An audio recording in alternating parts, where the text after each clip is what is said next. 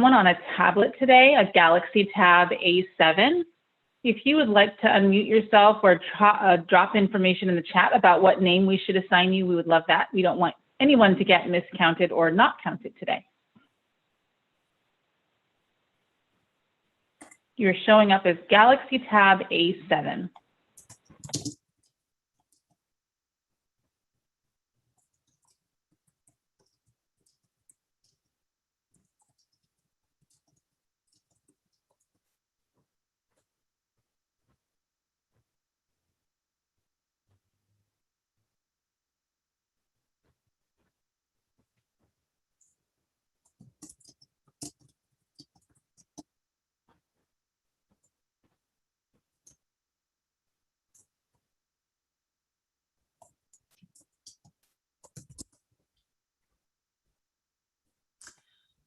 So we will go ahead and get started. We've got 45 people on the line and more will join, I'm sure, but it is 5:02, so we'll go ahead and jump in.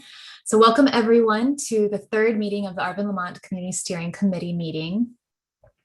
As I mentioned before, I'll go through these instructions one more time, but first, as you log on, please make sure that you're muted. And if you can rename yourself, you can click on the top right side of your picture or video and rename yourself, and using this kind of these abbreviations here to show your affiliation. So for example, if you are a CSC member, you can add CSC, your name, or if you're also a resident that's a CSC member, add an R for a resident. If you're from CARB or the Air District, you can add that. And if you're a member of the public, if you can add P to your name.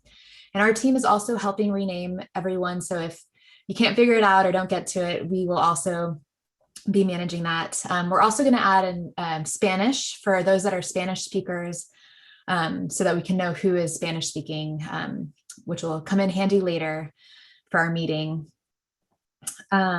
So also feel free to let us know if you have any questions around how to rename yourself. I'll jump to the next slide as well and have Maricela kind of go through the interpretation one more time and see if we've got any new folks on the line that that would like to use the interpretation service.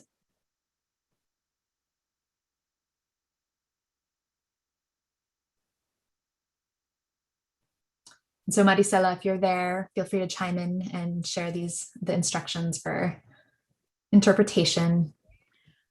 Okay, perfecto. I'm going to just actually pause for a moment because we're trying to get the information from some of our Spanish speakers on the AT&T line, and I'm going to be doing too much work. Hold on just a moment, please. No problem, no problem. We can come back to the general instructions. Yeah.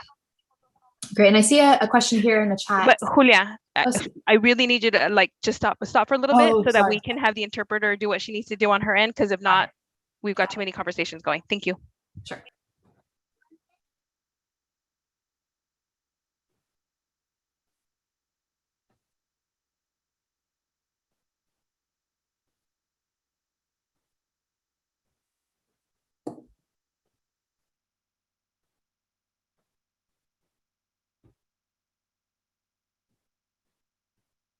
Okay, we can proceed. Thank you.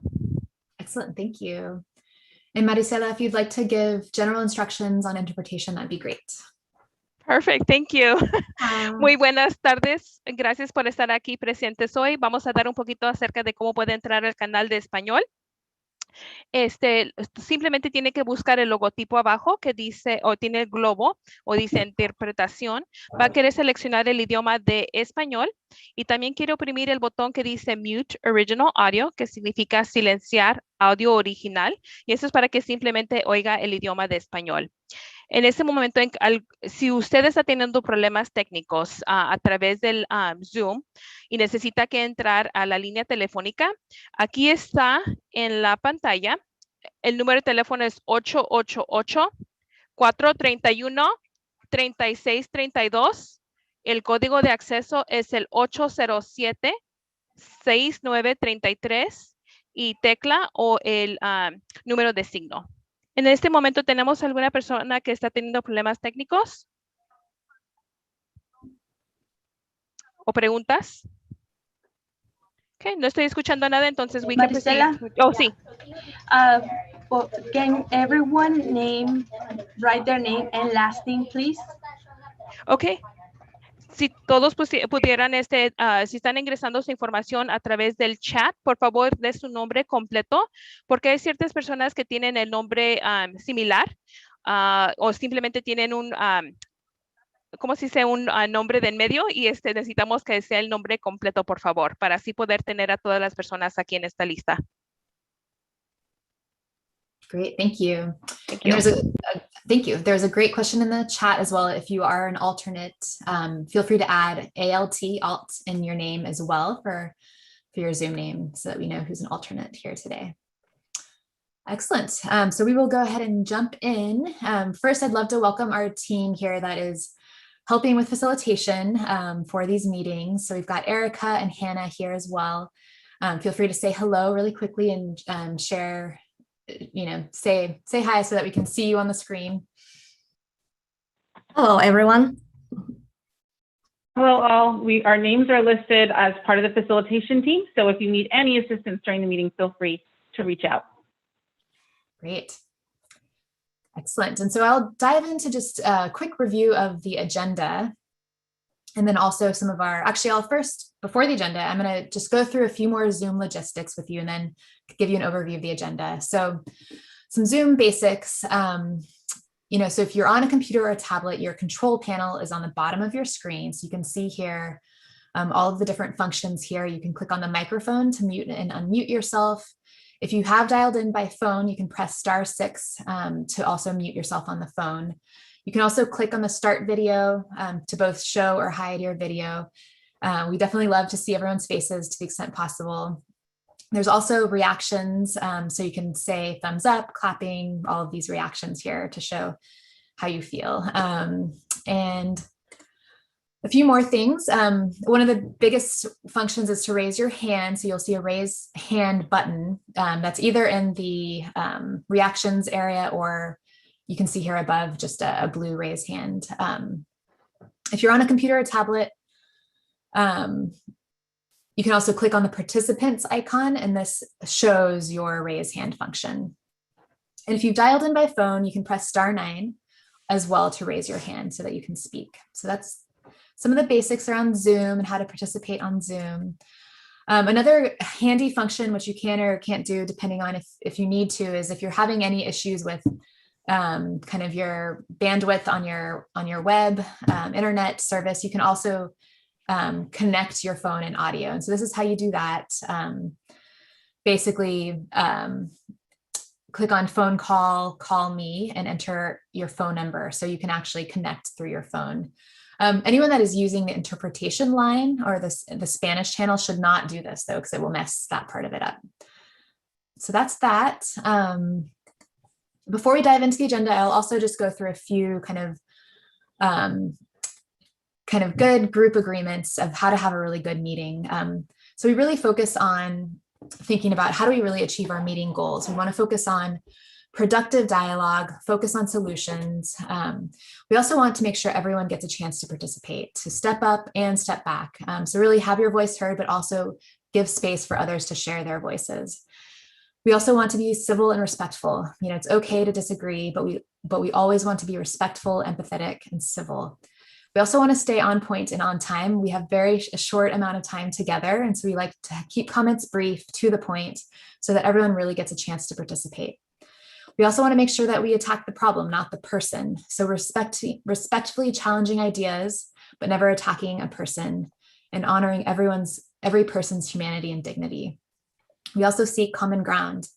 Through this process, we really want to focus on building consensus, finding shared values, knowing that this is what helps achieve the best results.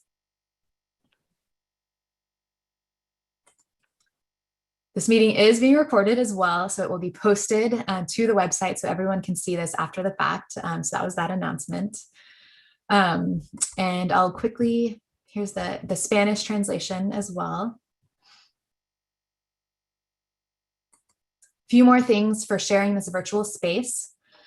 So the chat room, we do have access to the chat, but we really want to focus our conversation verbally so that everyone really gets a chance to participate. Everyone's not multitasking, trying to read and listen all at once. We do want to focus to the extent possible verbally and sharing that way and participating that way. But definitely we want any questions and certain points where we'll ask for people to chime in through the chat. We also want to keep cameras on to the extent possible. We want to see that you're listening, that you're participating, that we're all here together. And so those are two of the main things there as well. And before we dive in, I would love for Erica to also jump in and say a few words from our team. So good evening, everyone. It's so good to see you all on the Zoom line. I'll ask. I don't know if we need to have the screen up, but I did want to make sure that everyone knows that the stipend program is up and running, and many of you have signed up for that program. One of the reasons why we're so actively renaming and making sure your screen names are right and counting everybody that's in multiple rooms is so that we can make sure that those that have signed up for the stipend program are counted in each meeting. And we do that through the technology of our Zoom program. And so we look at the screen names to gauge whether or not you are attending a meeting and whether or not you're participating for 75% of the meeting. So you've been at now, I think, 3 meetings, and we have some new CSC members that are just joining us this first time. I know that many of you received a packet with stipend applications. All of the details are in there, but I did want to let you know that we are going to begin processing those payments, and those should arrive certainly after this meeting. We should be able to start tracking your attendance and issuing your checks. And so one of the things we'll do is, as you have questions about this program, feel free to continue to reach out to the Air District team or directly to us as you are. We're happy to answer questions in this meeting as well. If you have any questions after the meeting, we're happy to talk to you about details there. And then for today, the most important thing is that we make sure that everyone that is here gets counted for being here that's part of that program. So go ahead and take a look at your screen name. And if it's accurate and showing that you are a resident and your name's right, great. If it's not, please reach out to us sometime during the meeting so we can make sure to change that screen name and count you accordingly. If you have any questions, happy to answer them. But thank you so much to so many of you who've already signed up. We're looking forward to working with you on the stipend program for Arvin, Lamont. Great. Thank you, Erica. So I'll share my screen one more time for us to go over the agenda. So this is the agenda for today that everyone should have seen, that was emailed to you. A big part of today is welcoming our new members since our last meeting that officially joined the CSC. We're also going to focus today's meeting on starting to talk about the Community Steering Committee Charter. And this is really a way of kind of thinking through how do we want to organize ourselves to really do this work, to get through our goals, and think about how we organize ourselves. And so we'll talk through a few different specific kind of main elements of the charter and get your feedback, your ideas of what you want it to, our group and how we function, how you want it to look. And so we'll have most of our time spent there. Also, before the charter, we want to do a little bit of a chance to just get to know each other. So we're going to break out into small groups, do a quick intro in small groups of 5 or so, and just get a chance to start getting to know each other. We haven't had that chance yet. And so this will be kind of the start of that important part of kind of relationship building so that we can get to know each other. After this charter, we're also going to review the project timeline and then just jump into next steps and public comment. So that's an overview of today. And so I will stop sharing my screen and hand it over to the Valley Air District staff to talk about CSC membership.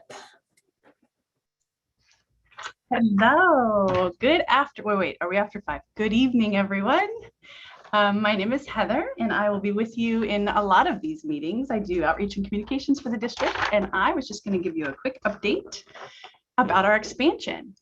So if you were wondering what our makeup looked like prior to the boundary expansion, we were around 60 people and 47 residents, 5 businesses, 4 advocate groups and CBOs, and 4 government reps. And in the expansion that has closed and the application review is done, we have added 7 new residents, 3 business representatives, and 1 government representative. So we currently have a total membership for this committee at 70 people, 70.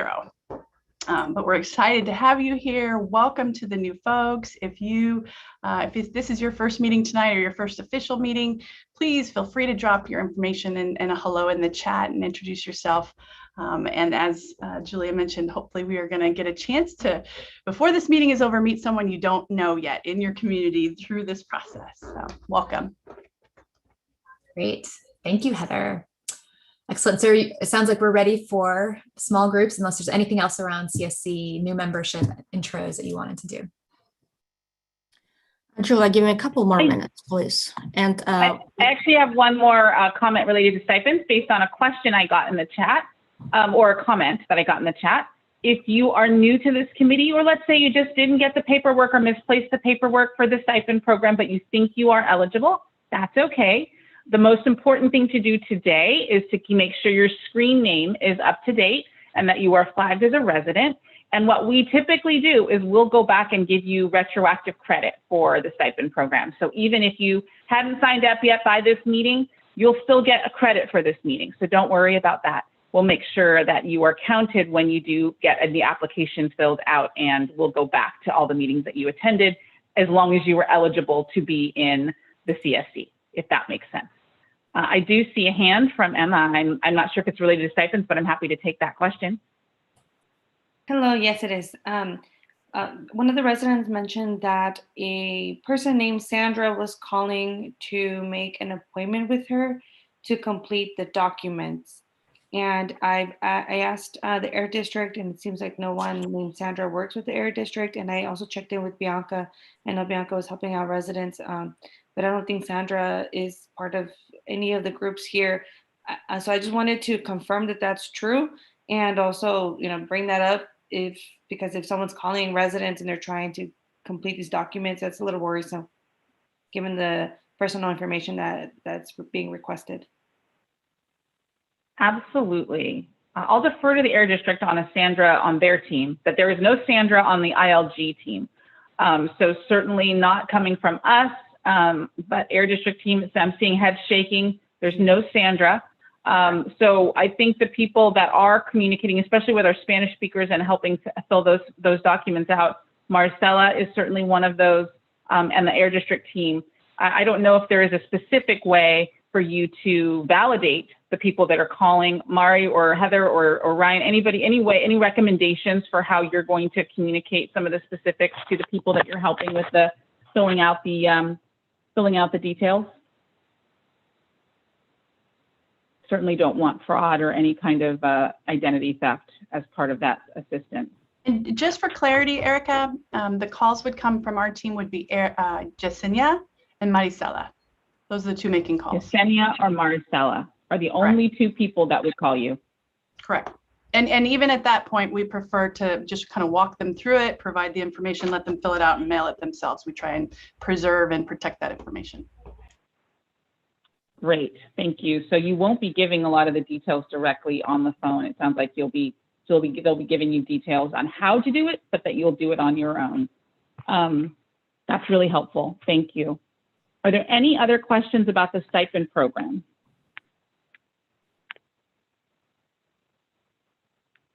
Excellent. All right. Well, we're so excited to begin the program. It's a big perk for everyone that's a resident to be able to be compensated for your time that you're spending on this important committee. And so we're excited for so many participants. We got a lot of applications already, and certainly we should be processing those in the next few. We'll see what works. I mean, if there's a lot of people that are still ready to register, we might wait until next week, but we might be processing them as early as this week and sending out checks so that they would arrive in your mailboxes within the next 7 days or so. Excellent, thank you. Sure thing. Great, so I'm going to share my screen one more time. And I also wanted to check in with Maricela to see if there's any need to talk through interpretation one last time, or if everyone's kind of got it covered. Sorry, I'm having technical difficulties with my microphone here. We do have a couple of people who still haven't told us if they are here. We have a Galaxy Tab A7, and she may be Spanish speaking, so I just need to know what her name is. And we also need to find out on the telephone call to see if we have anybody on the phone so we can make sure to get their attendance on record. So I'm going to just pause for just a second so we can ask. Great.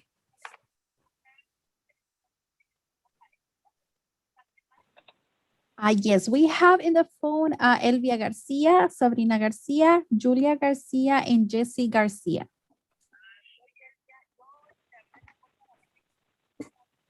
Okay. Sorry, she's asking. Ok, and then para las personas que están aquí en la línea a través de Zoom, si necesita que escuchar esta reunión en español, simplemente tienen que buscar el logotipo de interpretación abajo. Es un logotipo del mundo y seleccione el idioma de español y también quiere oprimir el botón de Mute Original Audio, que significa silenciar audio original. Y en caso de que tenga algún problema técnico a través de Zoom y que prefiere hablar por teléfono, el número de teléfono está aquí en la pantalla del 888-431-3632 y el código de acceso es el 807-6933, tecla o el signo de número. Y para las personas que están escuchando esto a través de la línea telefónica, si por favor también se pueden silenciar el micrófono en sus teléfonos para que no se pueda escuchar ruido alrededor de ustedes. Gracias. Okay, I think that's it. Great, thank you so much. It looks like we've got a couple of chats saying who some of the other people like the Galaxy tab person is. So I think we're all covered. Excellent. So I'm going to jump ahead to our next subject, which is to dive into small groups and get a chance to meet each other. So Hannah is our small group magic master, and she is organizing you all into small groups to make sure we get a good mix of CSC members, as well as putting in some staff and government folks and members of the public into each of the small groups. These groups will be self-facilitated, small groups of about 5 people or so. We're only going to have about 10 minutes, so it's a really kind of a quick go around to introduce yourselves. So you can see here on the slide to just share kind of your name, tell us how long you've been in Arvin, Lamont, either living or working, and share a little bit about your personal motivation for why you joined this committee. So it'll be kind of a quick get to know each other before we come back together in the full group and dive into talking through the charter. So Hannah, I'll hand it over to you to see if you're ready for us to break out into groups and if there's any other instructions that you'd like to share. Yes, thank you, Julia, so much. So I've created the groups, and I just want to give you a quick disclaimer, folks. There's a lot of people, so I did my absolute best to mix community residents with CSC members and assign some staffers from the area district, so you can all meet each other. We set separate groups for our Spanish-speaking participants because there are more than 10 of you on the line, and I'm sure you will be able to meet each other and talk in Spanish. And moving forward, as we all try this new technology using the breakout groups, we're gonna do our best to mix Spanish and English-speaking participants. Members of the public, you've been assigned to a separate group. Just go ahead and chat, introduce yourself, and CARP staff, you've been assigned to a different group as well. All of you are being moved to the groups automatically. Once I push open all rooms, you will be moved to the groups automatically. Now, if for some reason you are in the wrong group, you feel like you are in the wrong group, on the bottom of your screen, you're going to have an option to leave your room. So come back to the main section and we'll figure out why your group did not work out for you.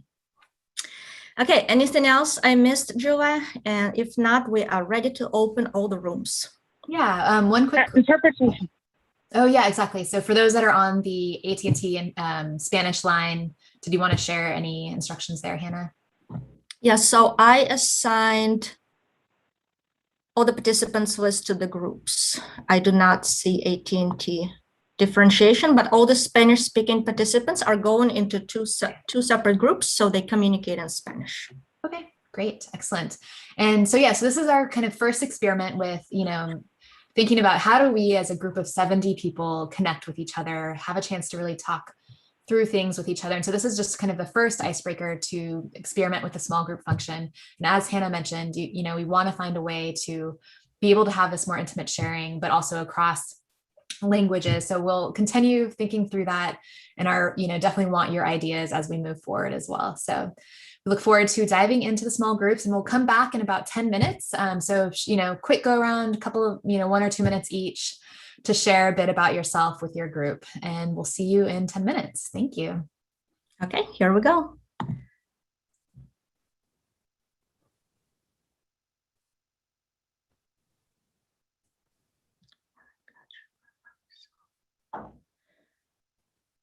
So Maricela and Zon, I have you in the main room, translators and facilitators. Great. I have about 12 people in the public room. I have carb room, and I assigned the rest of the area district folks to different rooms.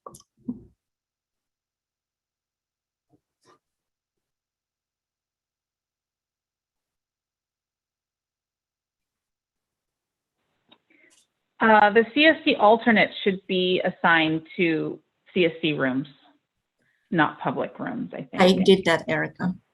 Unless I missed someone from the public.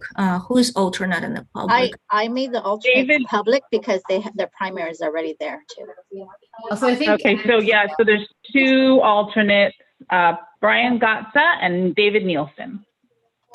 Brian, alternate, and do you want me to send them to the groups?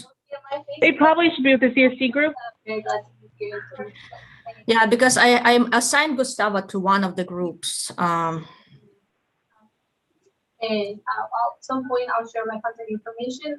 So you guys can have the contact number. Erica, should I move them to the groups? Yeah, move those 2 to the other groups. That public group meeting, that room's pretty big anyway. Yeah. Thank you. And then Brian Gatza, there we go, perfect. Yeah, so what I've learned, because the list of the people is kind of very narrow and I cannot enlarge it, so I did not see that alternate. Yeah, but I did recognize Gustavo and I assigned him to the CSC group. Great. Some of the rooms are pretty big. How much time do we have? 10 minutes? So yeah, we could go a little bit longer. So yeah, some of those are more than 5 people. So some of them are 6 because they have 1 area district staffer. And after I moved alternates, some of the rooms ended up being bigger. Yes. There's 10 people in one group, I think, room 2. That's public. Oh, I see. Okay. Yeah, so to save the time, it was faster to drop all the public members in one group. Okay. Yeah, it was just time saving technique. Yeah. Cool. And I wanted to see about maybe because I had people joining like right before, it's like we're ready to go, and I see 2 more members of the public. So it's actually was good. I had just 1 big group for the public. It was way faster to do that. Yolanda here, did she want to join the group?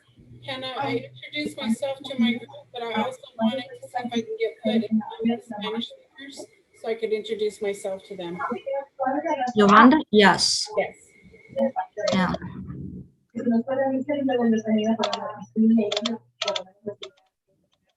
Wait, where is Yolanda?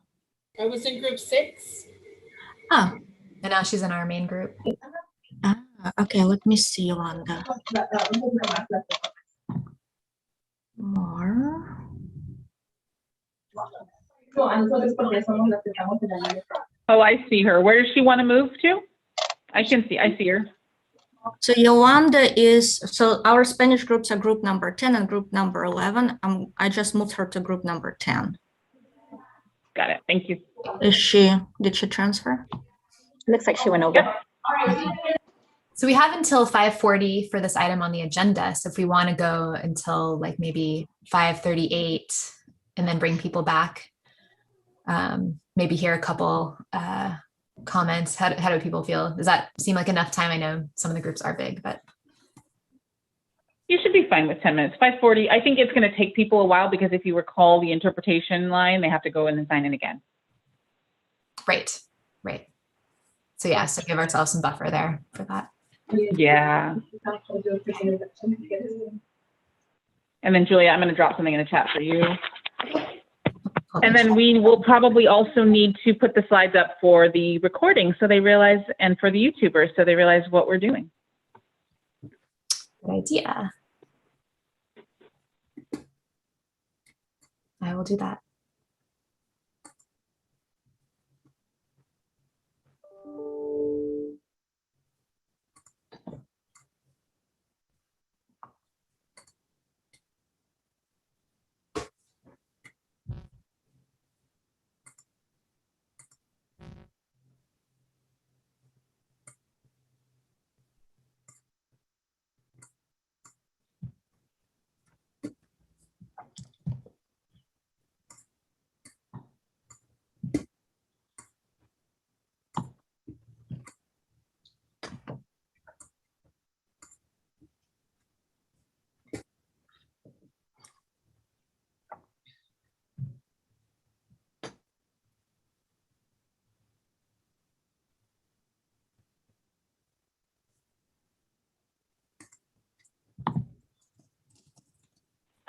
Julia, it looks like you're here twice.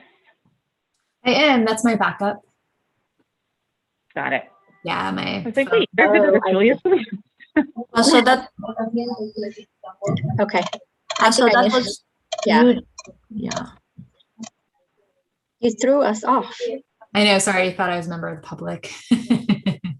So that was you, Julia, without last name. Yeah, sorry.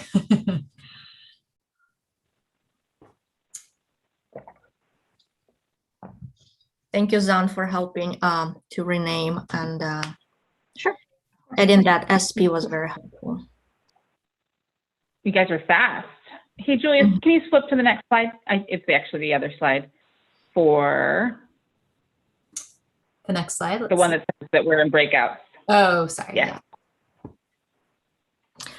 We need to remind people to join the Spanish channel back when they come back. Yeah, that's what I meant about the interpretation update. They'll need to log back in. Mm-hmm. Oh, got it. Yeah. It'll probably take about 3 to 4 minutes to get them going. So you probably could show that slide again when we come back. Yes. That first slide with the phone number. Okay. I'm not sure too how the combining of all the Spanish speakers in one line works, but we'll see. They got kicked out of the interpretation line though, right? That's what you heard? Yeah, that's automatic. Yeah.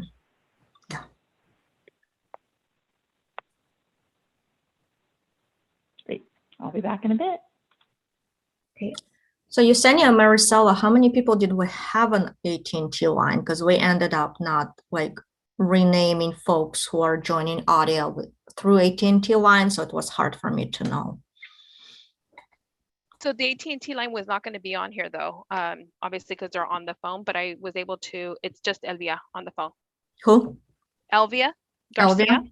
Yes, no H. Mm-hmm. And she said her family, and the reason why I say that is because there's a Elvia H Garcia and then there's a Elvia Garcia.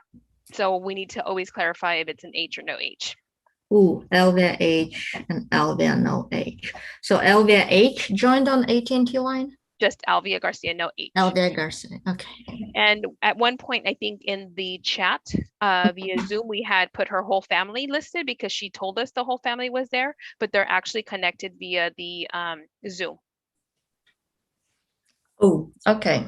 So in terms of roster and stipends, who do we have who are not like listed in the participant list? Do we have any more members who are like household together? So Elvia Garcia, you said there's other family members, but they're joining via Zoom, so we all see them on the participant list. That's correct. So you will see them. Yeah. But Elvia Garcia is the only one that's on the phone. Okay. Can I see the slide with the questions real quick? Yeah.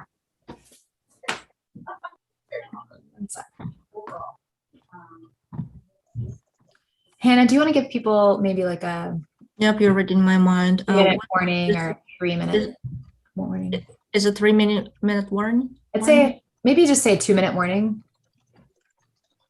Maybe go for 5:37 to come back together. Someone type 2 minutes, 2 more minutes in Spanish, please, so I can include that. Yeah, yeah. Okay, all done. Thank you. Hold on. What time did we send them to groups? I think it was around 5:20 something. I'm not sure. 20. Okay, thank you.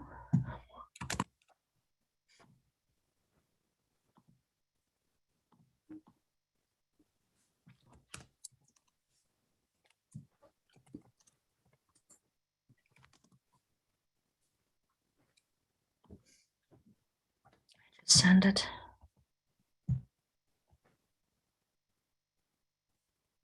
Great. And Zan Marisol, as people are coming back, please help us to mute folks because they're all going to be coming back unmuted. Okay, just a quick update on the telephone line. I was just talking to Elvia Garcia, and she said that her kids are actually trying to join via Zoom, and that she said that they are in Zoom, but we're not hearing them. So I'm not sure. Are you seeing a Sabrina, Julie, or Jessie? I renamed Sabrina. She was on, she popped in initially as a phone number and I grabbed the last 4 digits and looked it up. And so I renamed her Sabrina. So she should be in here, but I'm not sure about the others. Okay, so she said that maybe we're not hearing her. So what is it that she's, because she's on the telephone line through Zoom? If she joins Zoom but connects on telephone line via Zoom audio, those two accounts are kind of linked together unless she called in separately. But if she called in separately, would we still be able to hear her? Yes, we should be able. Okay, because she said she might need to do *6, like a *6 to unmute herself. Yeah. *6. Okay. Yeah. We'll give that option up for them too. Thank you. Yeah. But what's the name we're supposed to be looking for? Sabrina Garcia. She's in room 8. I see her. So it's 5:38 if you want to bring people back. Oh, yes, close all rooms. I'm closing all the rooms. Great. And what's the other person that was missing? You said there were 2 kids or just 1? 3 kids.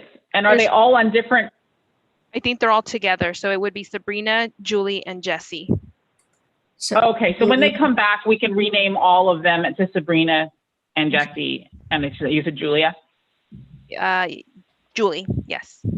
Julie, Sabrina, excellent. yes. Okay. Sabrina is renamed, so we have her in the system. Oh, I think it's Juliet, actually. It's Looking Juliet, at the roster, yes. It's Juliet. It's Juliet. All right, well, welcome back, everyone. I think people are slowly joining from their small groups.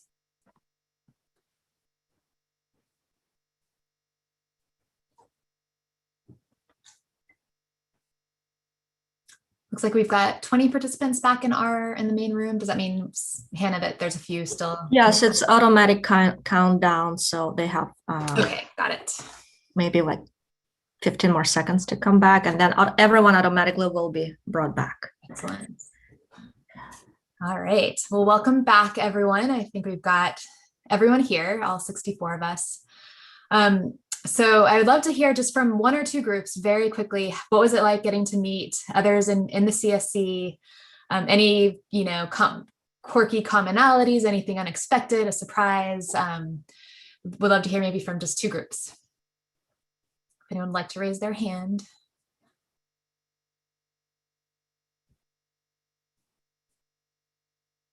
Any volunteers? I can go, Gustavo. Okay, I think in our group it was a mix. The Air District rep, which I think gave me a good information, helping me understand more about the project and all of that, and also Drover from Greenway, which I think different eyes, eyes from the community, from organizations, from industry. I think it's a good combination, to have. Great. Awesome. Sounds like a good mix of folks in your small group. I see. Julia, yes. sorry.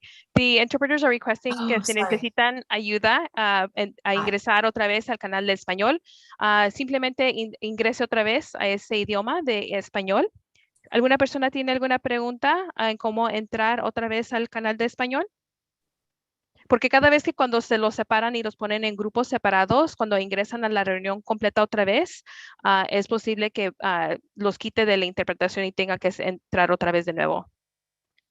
Yeah, so I think everyone will have to re-log into the Spanish translation. Okay, parece que ya todos están bien. Vamos a seguir entonces. Thank you, Julia. Sure, great, excellent. So I saw one more hand up. Let's see, was it Kent? Would you like to share how your group went? Yeah, thank you. I appreciated getting to know my fellow group members a little bit better, but more than anything, I was very impressed with the Breakout group system. Your IT person there, kudos, applaud. And because with a group this size, I'm sure we're going to be working like that in the future. So it worked well, I think. Very well done. Good technique. Thank you. Excellent. Thank you. Yeah, Hannah's a guru, and she's also much more than a tech guru in so many ways. But yes, we are definitely hoping for Zoom, thinking through creative ways to have 70 people really work together, and be able to really participate in a meaningful way. And so this is just the start of getting to know each other. And I see— Hey, Julia? Yes. Can we do a really quick check to make sure that the Spanish language liners have gotten on that line again? They might need to see the phone number one more time, just in case.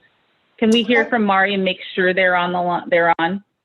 Okay. Marisela, do you want to share one more time, see if anyone needs help? And I can pull up the screen if so. Ok, ¿alguna persona que necesite ayuda para ingresar a la línea telefónica en caso de que tenga problemas técnicos o que necesite cómo entrar a la canal de interpretación a través de Zoom? Alguien, parece que sí necesita alguien ayuda. Lorena Contreras, ¿qué problemas está teniendo para ingresar? Oh, through the cell phone. Okay, can you put the number up? I don't have it right in front of me. Yes. Thank you. No problem. Okay, vamos a ponerla en la pantalla. Para participar a través de la línea telefónica solamente en español, tiene que llamar al número de teléfono el 888-431-3632 y el código de acceso es el 807-6933 tecla o el signo de número. Y ahí va a poder escuchar la información. Y si trata de escucharla a través de Zoom, no va a poder escucharla en español. Tiene que llamar simplemente a la línea telefónica que está aquí. Todavía puede participar, tener la cámara prendida a través de Zoom en su tableta o su teléfono, pero tiene que llamar aparte para escuchar la interpretación en español en este momento. Ahorita no tenemos esa opción de escuchar los dos idiomas a través de la línea telefónica a través de Zoom. ¿Alguna pregunta adicional? Okay, creo que es todo. Thank you, Julia. Gracias. Excelente. Okay, so we will, I'm glad everyone had a chance to get to know each other, and again, much more to come with that. And so I'd like to hand it over to the Air District team to dive into talking about the charter. And again, the goal of today is to really have a good discussion around, how do we want to work together as a group of 70? What does it look like to, create structure around how we work together going forward? And so their district will share and then we'll open it up to discussion after their presentation.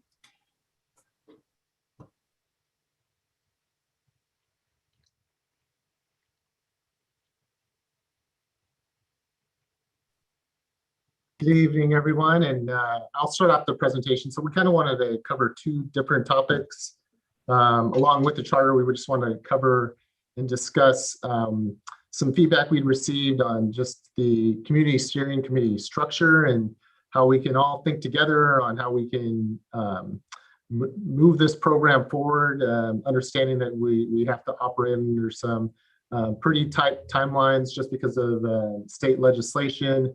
I know we're all capable of it, and we'll all work hard to meet those goals and those challenges. And it's really going to be dependent upon hearing feedback from all of you as we're going through this and looking for ways to do this in the the best way possible, making sure everybody's getting the information they need, and at the same time, definitely moving the program forward. So what we've seen in some of the feedback that we got, if we can go to the next slide, some of the feedback that we got was just to share with the steering committee on what some of the different models that we've seen across the state. This is now we have 15 communities statewide, and the structure of the community steering committees has varied from community to community. So what we've seen really 3 different types of structures to community steering committees. There's ones where the air districts do a lot of the coordinating of the community steering committee meetings. That's not to say that it's air district driven. It's just that the more the logistics, the agendas, those types of things, mainly focused and are derived from the air districts. And then there's the community and air district coordinated. And this is the model that we have done for the most part in some of our communities, where basically this is where the district works directly with the community steering committee members to help develop the agendas for the topics that are going to be discussed at future meetings. It's not limited to any one or few members of the steering committee. It's really open. So that's another, and then the community co-lead, and I'll go into a little bit detail on these upcoming slides. So the first one, as I talked about, the air district coordinated, this is where the air district would be responsible for providing all the necessary background materials for the community steering committee members. They are the primary ones developing the meeting agendas. They're identifying the appropriate meeting locations and coordinating a meeting with the meeting facilitator on the meetings.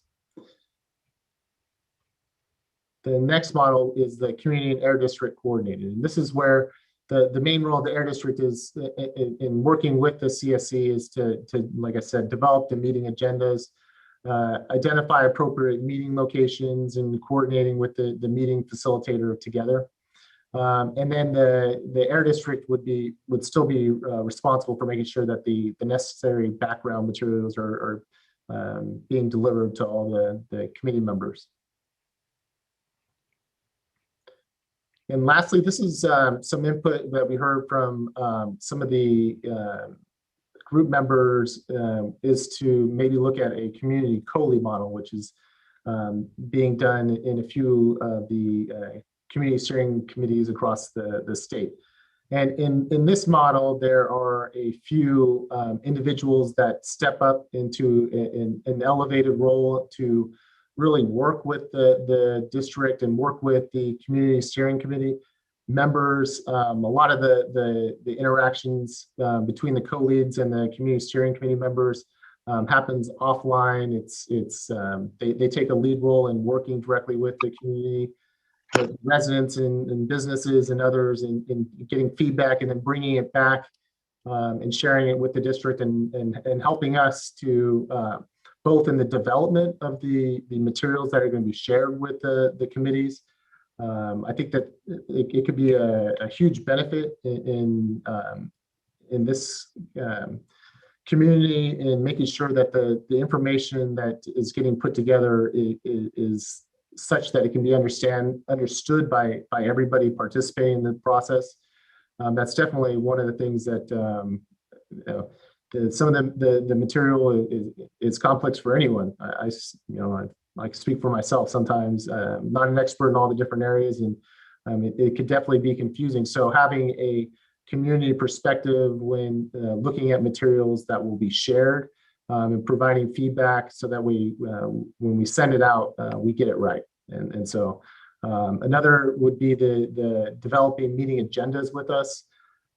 So in the first few months, the state CARB, California Resource Board, has a blueprint which we mailed out to everybody, and it covers some of the stuff that has to be discussed as part of the community emissions reduction program development.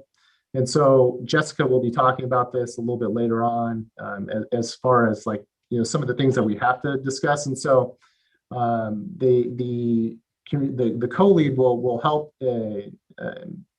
definitely where we see the biggest benefit and will provide the greatest assistance will be in the implementation phase as well, where we're prioritizing the different measures that are in the community emissions reduction program, and looking at what partners that are going to be important in working with the steering committee as well as the district in implementing the measures. So there's a big responsibility in that area. They'll also help us in identifying the locations, and once again we'll meet with us along with the facilitator to prepare for meetings and with the community steering committee members.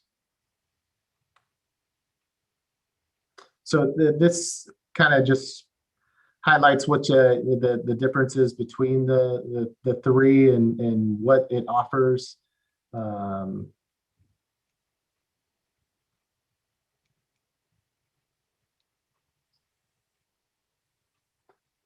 So, like I shared with the committee, and is that we heard that a co-lead model would benefit in looking at the size of the steering committee. We definitely see a benefit with looking at a co-lead model in helping to gather and work with many of the community steering committee meetings to provide them input and feedback along with us. I mean, the district always wants to take feedback as well. It's not the sole responsibility of the co-leads, but that would be one of the roles that they serve in helping us move this process forward. We've heard who some potential partners could be, and we can talk about who potential co-leads could be. I see Emma's asking if we can go back to the slide before.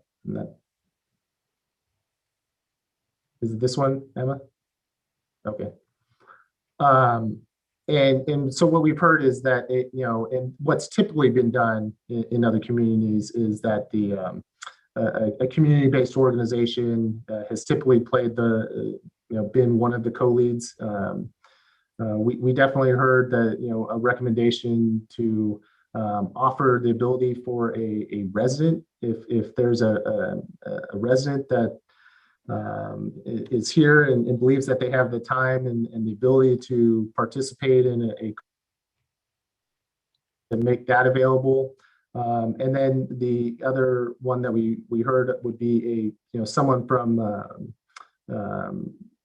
a governmental agency to possibly also help serve in that role.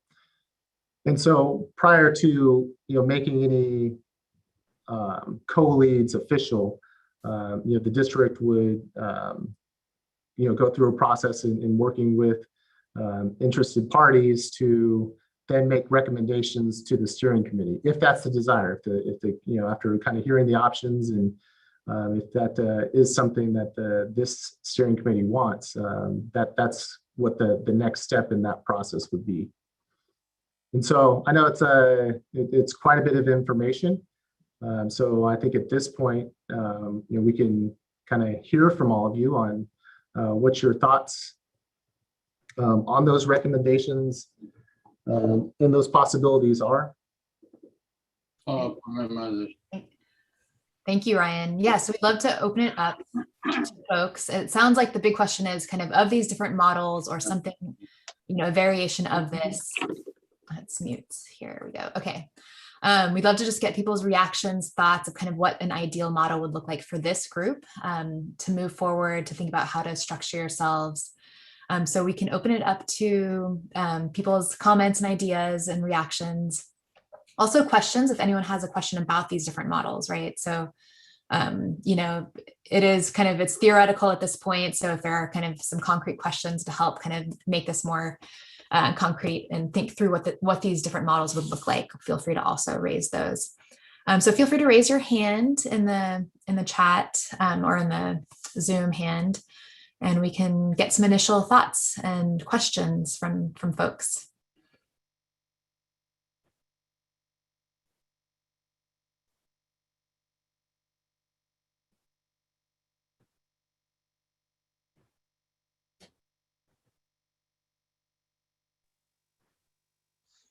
Great. So I see a hand up, Gustavo Aguirre. Yes, you know, question. Looks like, you know, the co-lead model, you know, fill out all the dots, but I think to me the question is who will be the co-leads? I think if I heard correctly, a co-lead may be someone from a government and a resident. I think the 617 is supposed to be, you know, resident led. And I think to me, if government reps, you know, either state or other than their district and county or city, I think they already are in position to help the community.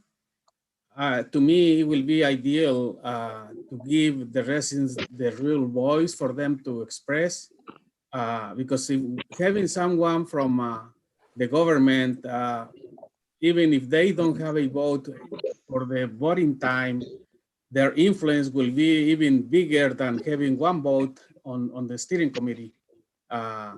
So I think that will not be fair for the residents in the process, because that will be a huge influence, you know, how the residents' voice will be heard. Great, Yes, thank you. That concern. Thank you. Thank you, Gustavo. Yeah, so it sounds like for a co-lead model that having a residents be in the co-lead position is what would make the most sense. So great, thank you, Gustavo. So I see two more hands up, Jose Mireles and then Giovanni. So we'll go with Jose. Sí, buenas tardes. Yo estoy de acuerdo con el señor Gustavo, ¿verdad? Yo pienso que un miembro del gobierno no debería estar de co-lead porque, pues en realidad, como dijo, ellos no conocen las necesidades de nuestra comunidad y muchas veces votan a favor de lo que ellos quieren. Y creo que no está bien porque este es un proyecto de nosotros, de la comunidad. Nosotros sabemos nuestras necesidades y pienso que esto debería ser cosa de nosotros nomás. Gracias. Gracias, José. Vamos a hacer interpretación. Yes, I do agree with what Mr. Gustavo said. I believe that no member of the government will be part of the lead or the co-lead. I think that they don't know the needs that we have, and if they have a vote, they will vote for something that they want. This is a project that is our project from our community, so the community is the one who has to be involved. Great, thank you, Jose. Next, we have Giovanni. I also agree with what Mireles and Gustavo said. However, I do believe that having someone for the government and someone representing a business is important. So maybe we could have 5 co-leads, 3 residents and 1 business owner and 1 government agency. So we could give the government agency and the business a voice at the table. However, by having 3 residents, our voice will be heard more loudly. That is my recommendation. Great, thank you, Giovanni. That's great. So 3 residents, 1 business representative, 1 government representative. So really getting all of the voices in the community in the co-lead role. Because it's really important for us to keep on working with the government and business after this project is over. Great, thank you. Next I see Ryan's hand up. Did you want to respond to anyone that said anything so far? Yeah, I just wanted to touch base on we're going to cover this in the charter later, but the government participants in the AB 617 process, they're considered what are called ex officio, and they do not get a vote on any of the matters that the Community Steering Committee chooses to vote on. So I just wanted to make sure that everybody understood that part. Great, thank you, Ryan. So next I see Bianca and then Paulina. Bianca. Hi, I wanted to. So Bianca, we can't hear you. Hello, can you hear me? Yes, you're better, yes. Can you hear me now? Okay, so I don't agree to add any governmental official, and I actually want to bring it to a motion just to have 2 co-leads, one to be an EJ advocate and one to be a resident, because this is a resident project, this is a resident-led effort, and no government should be part of it because they do have agendas. And let's be honest, the person that wants to be part of the co-lead does have an agenda and has publicly stated that industry is a top priority in Kern, and this is a community-led project that are going to be incentives that could be affected if we have government that already has publicly stated that industry is a #1 top priority in the county. So I wanted to address that, and I wanted to bring that as a motion to have 2 people as co-leads, one of them to be an EJ advocate and the other to be a resident. Great, thank you, Bianca. So it sounds like, yeah, so good. A proposal, kind of another alternative would be 2 co-leads, 1 EJ advocate, 1 resident. So we'll make sure to note that down. Right now, we're not going to vote on anything in this moment. We're just getting everyone's ideas, but let's definitely, when we get to that point, make sure that that's one of the proposals that's considered. So thank you, Bianca. So next we have Paulina. Yeah, thanks for all of this information and kind of presenting the different options to us. I, really want to push back, I guess, really emphasize that I think it's important that the co-leads really remain resident or community-based within the resident or community-based organization kind of framework. I really appreciate Deldy from CARB naming that, that the co-lead idea isn't novel, right? Like other 617 communities have implemented it.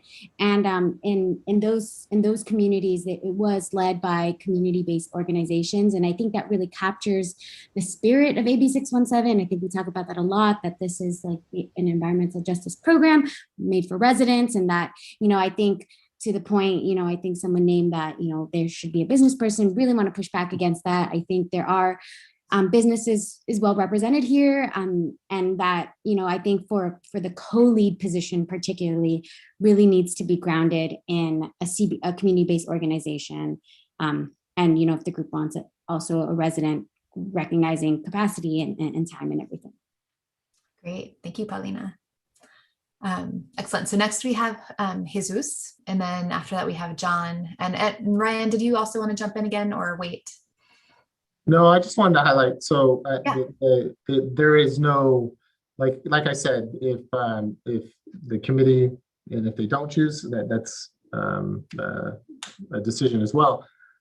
That the people that we would bring back would be to the committee to decide on. It wouldn't, to get their input on, who those people would be. It wouldn't, we would do that along with and recommendations from possible other co-leads as well. Great, thank you. Thanks for clarifying that. Okay, Jesus, would you like to go next? Yeah, thank you. I just wanted to second what was just said. Fully support 2 co-leads, 1 community member, and 1 grassroots EJ group that has had prior experience with AB 617. I think, like it was said, that'd be more community driven, community focused, and I think that's what this whole process is about. So that I think that would give us the best outcome. Great, thank you. So next we have John Moore and then Salvador.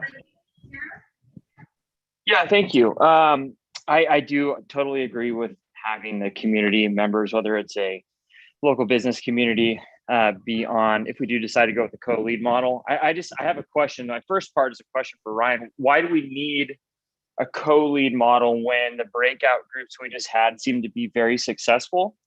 And two, if this is going to be a community-led, a resident-led, then I don't understand why you would have an EJ advocate and not a governmental advocate or an agricultural advocate. To me, that just seems like it's a little conflicting. So I totally agree with the community base, but I think that was just that was tossed in there as an aside. So in any event, question for Ryan: why not use the model that just seemed to have some success? Great, thank you, John. Brian, would you like to answer? Yeah, sure. And thanks for the feedback, John.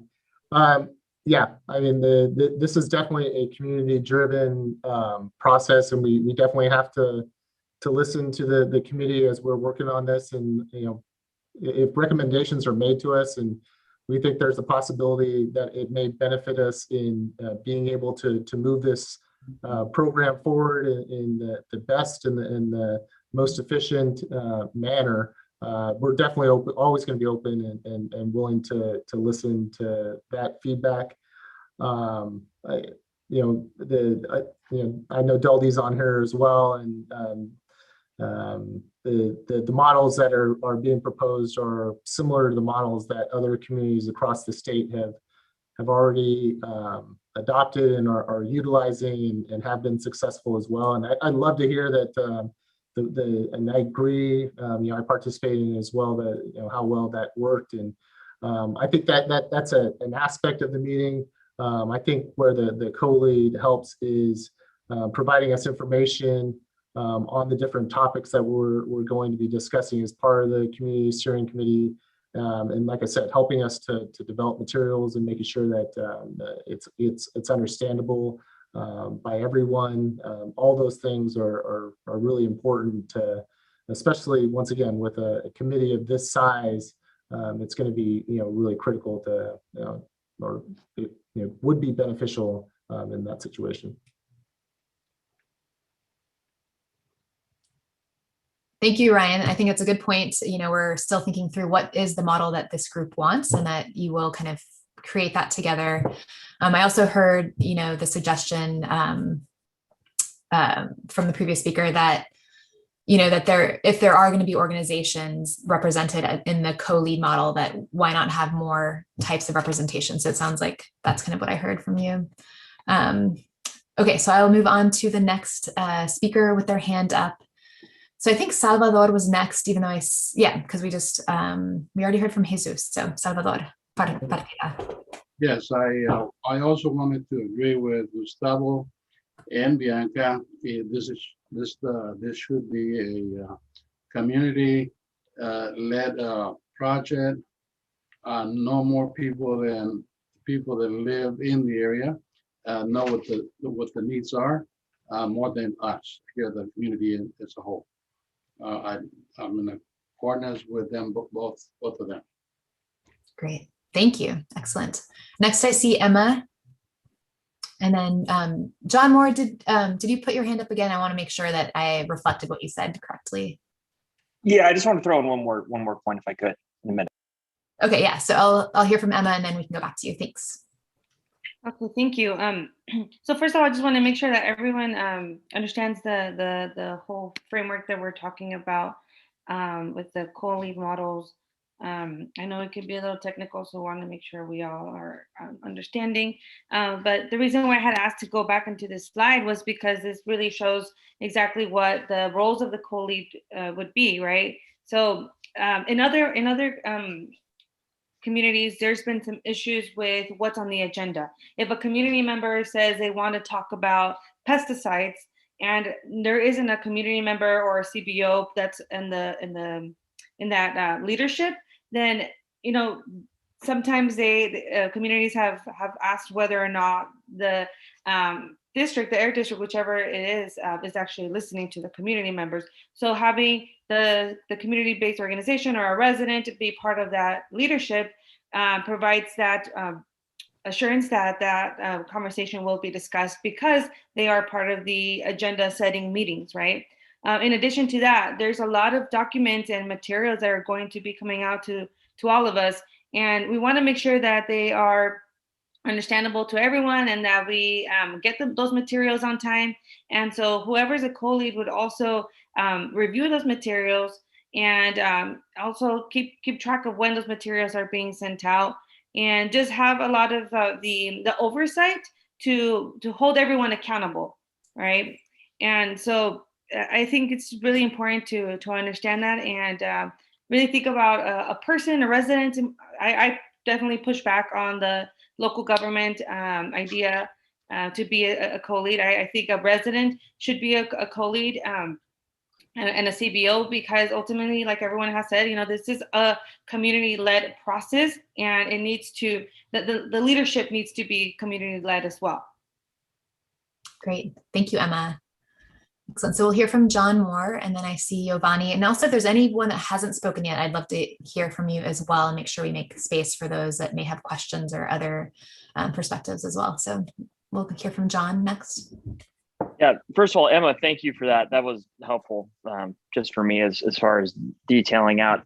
What I want to just throw in, I don't really have a dog in the fight for a governmental to be as a co-lead, but my point is because they're ex officio and a lot of what we do or the decisions that will be made by residents or community members, it has to operate within the framework that can actually be applied by whether it's a governmental organization or otherwise. I think that would be why it would be important to have them as an advisor or just to turn to them and say as co-leads, okay, now how can we make this a reality?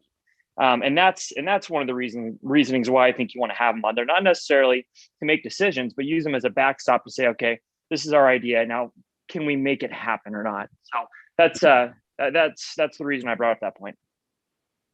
Great. Thank you, Giovanni. Excellent. Any other questions or thoughts on kind of the different structures, the different models, the idea of who should be co-leads? Otherwise, I'll hand it back over to Ryan, if not, and make sure we understand next steps around how to determine and decide what model is chosen. Great. There is also some interesting information in the chat from Carb.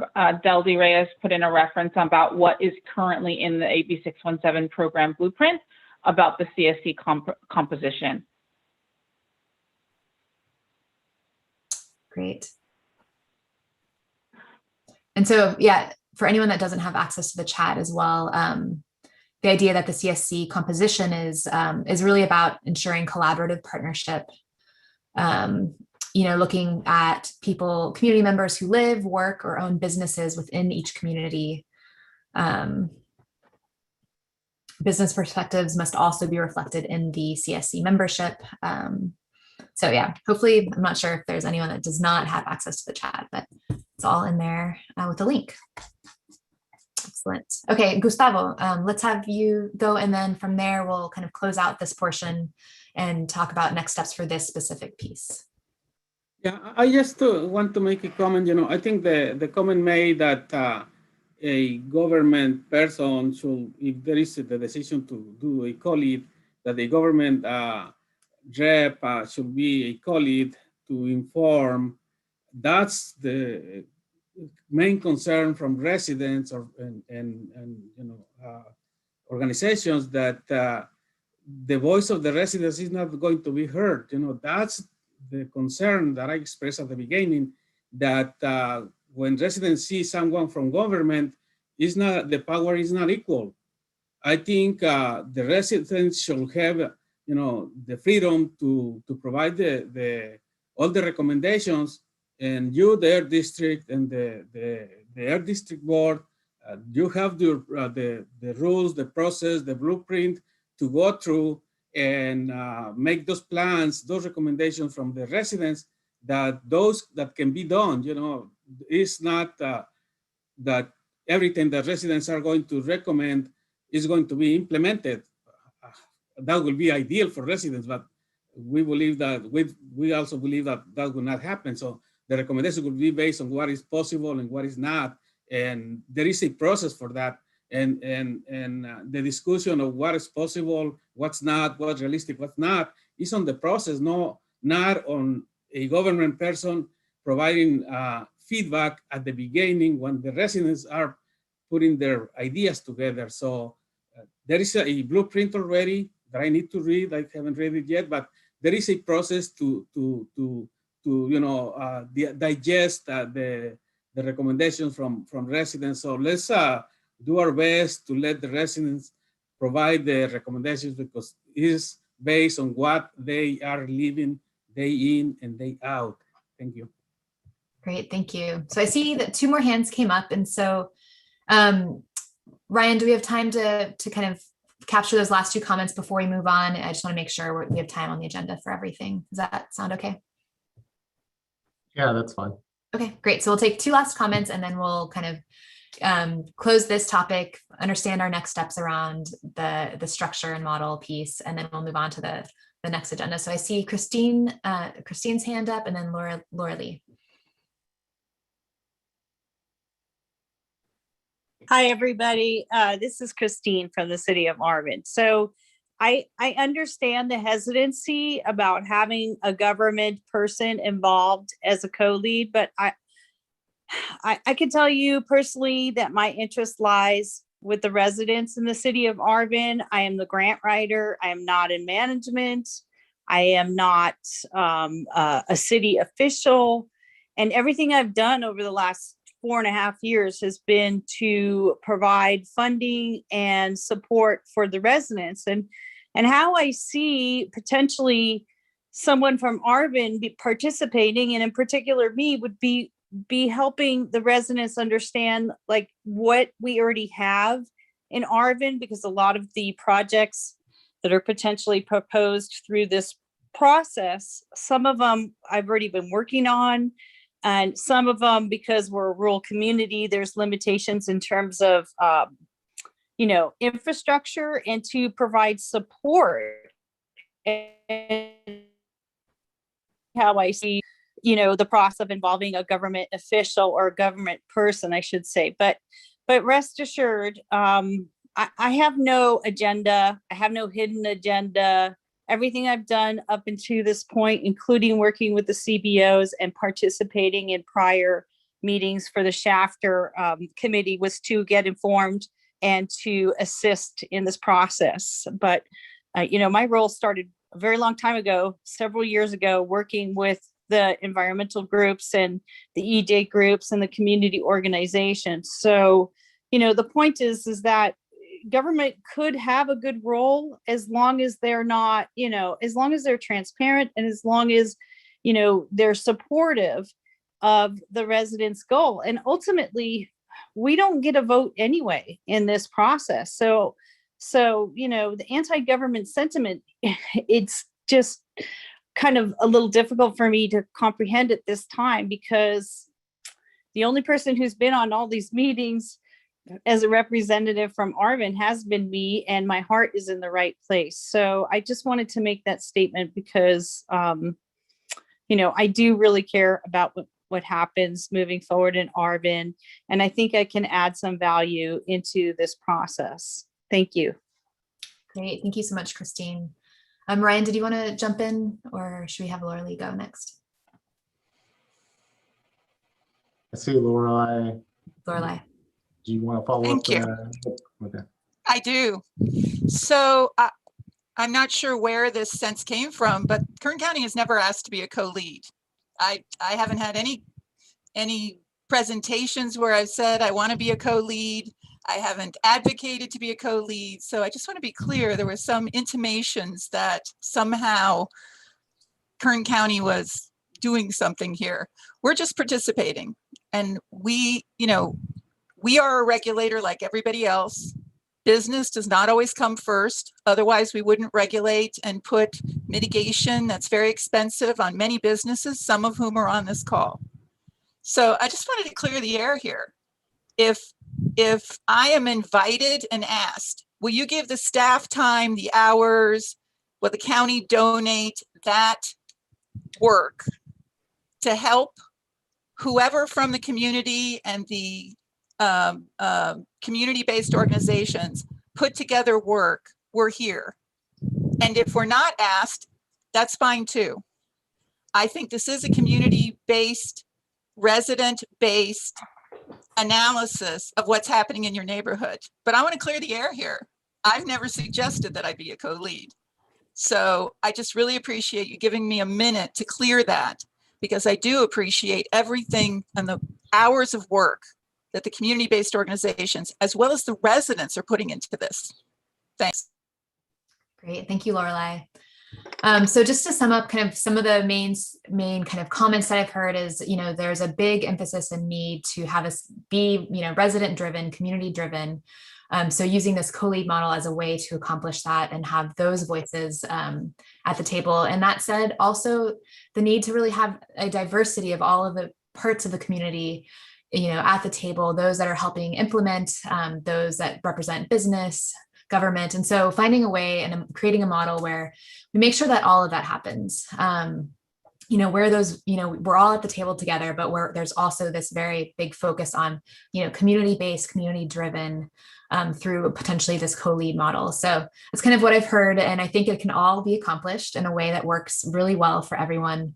And so I'll hand it over to Ryan to talk about kind of next steps of how we kind of determine and establish what this model looks like, who the co-leads will be, what the timeline looks like for determining that, and the role of the CSC to decide on that. Yeah, thanks. And just to let everybody, we have had conversations with the community-based organizations and got feedback on who a potential person would be, and so we heard quite a bit of support for Gustavo Aguirre Jr. with the Central California Environmental Justice Network, who has participated in AB 617 and is a member of the AB 617 consultation working group. It's a statewide program that is looking at best practices and ways to improve the process, as being one of those co-leads. The other was, like I said, the recommendation for a resident member. We have not heard from, and I know that we're bringing this up tonight. So, I mean, if there is a resident member that believes that they have the time and ability to participate in, regular meetings with us, please let us know. And what we're looking to do is to bring back recommendations. I think that the other piece of this process is just, and I think we've heard from quite a few of you tonight that you are interested and would be supportive of a co-lead model for this steering committee. And so I think maybe just as a starting point, we could probably, I know we didn't, if there's interest on, by the steering committee to take a vote, that, you could make a motion and have it seconded, or we could agendize it and have it as part of next month's meeting to make that decision. Okay, yeah, what I would recommend is that, we have a chance for people to email in, Ryan, or call in with any recommendations around what you see as kind of the best model, who the co-lead should be. And so kind of just gather any last ideas, recommendations, proposals. Feel free to kind of nominate folks or yourself. And I think from there, just at the next meeting, be able to put that all together, reflect what people have said, and then vote at the next meeting. Does that sound like it works for everyone? I see one hand up from Emma. Yeah, sorry to take up so much time, but I added it in the chat, but I do nominate Jesus Alonso for the other co-lead position. I think given the fight that we've had to include Fuller Acres, Hilltop in this program, in addition to Arvin and Lamont, we really do need someone who is going to be advocating for the needs of all of the communities. And I know that community members feel as one, but at the same time, you know, there are little differences in the communities, and I think Jesus Alonso really does capture all of the characteristics that are necessary to advocate for all of the communities.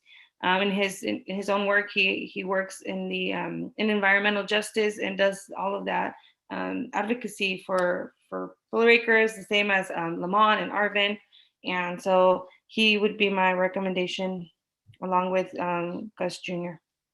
Okay, great, thank you. Then I see a hand up from Jose and then Roberto.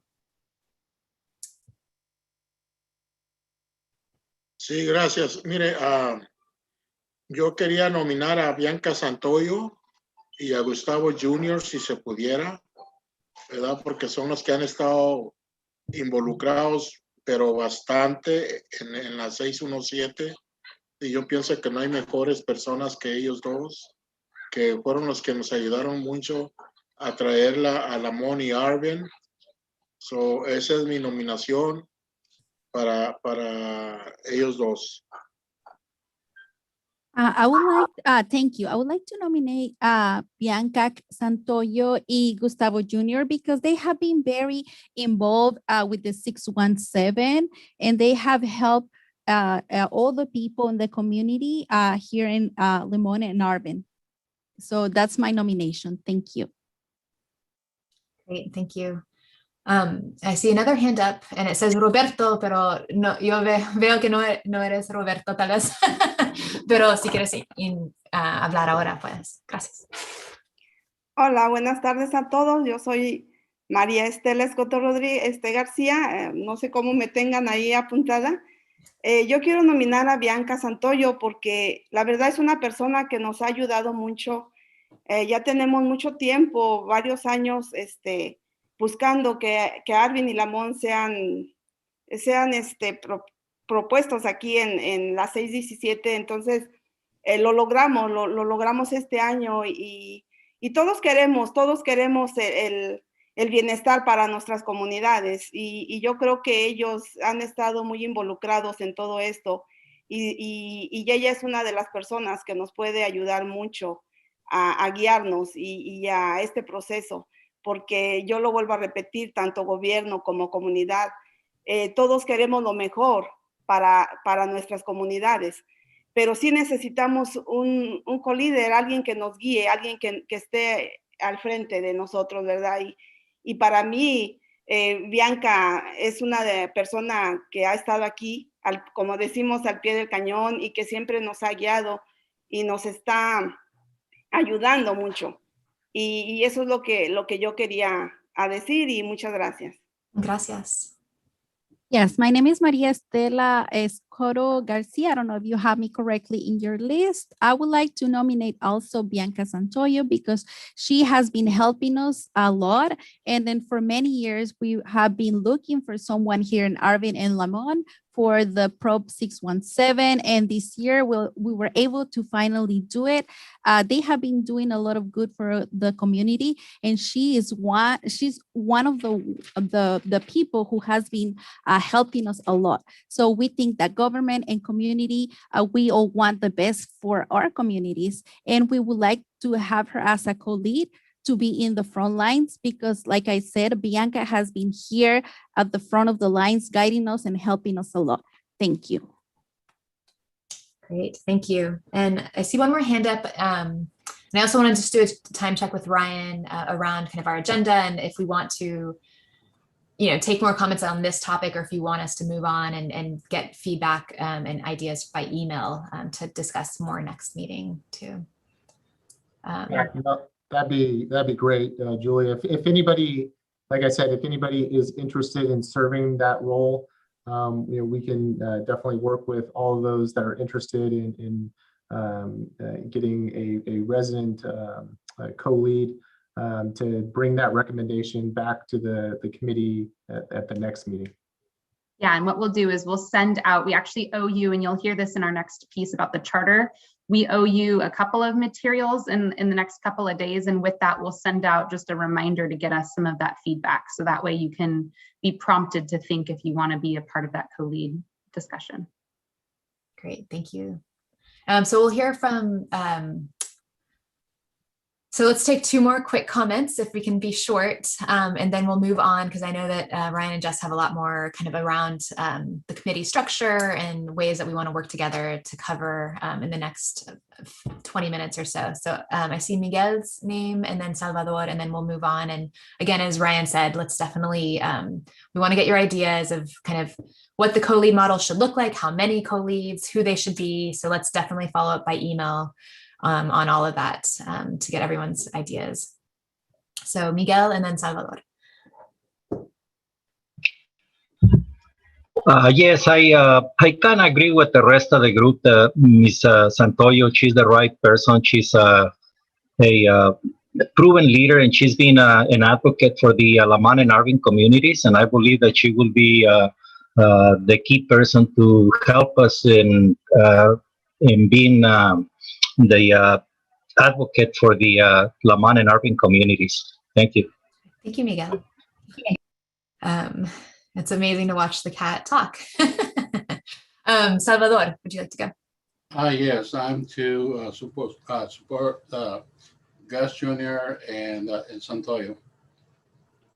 Okay, great. Thank you. Excellent. So yeah, so feel free to email in or call in with ideas, support for any folks, so we can get a good sense before the next meeting of kind of what the different nominations would be, as well as models around the co-lead model. So definitely follow up with Ryan and Jess, and they'll reach out about that as well. So what we're gonna do, I do know that. Julie, if I can interrupt quickly, sorry about that. So we had someone join us for the record on the call at 6 o'clock. So I just want to make sure that we get the name of the person who is on the telephone line so we can do it for the attendance purposes. If we can get her name or his name.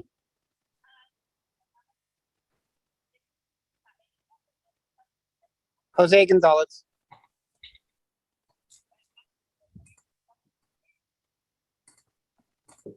Okay.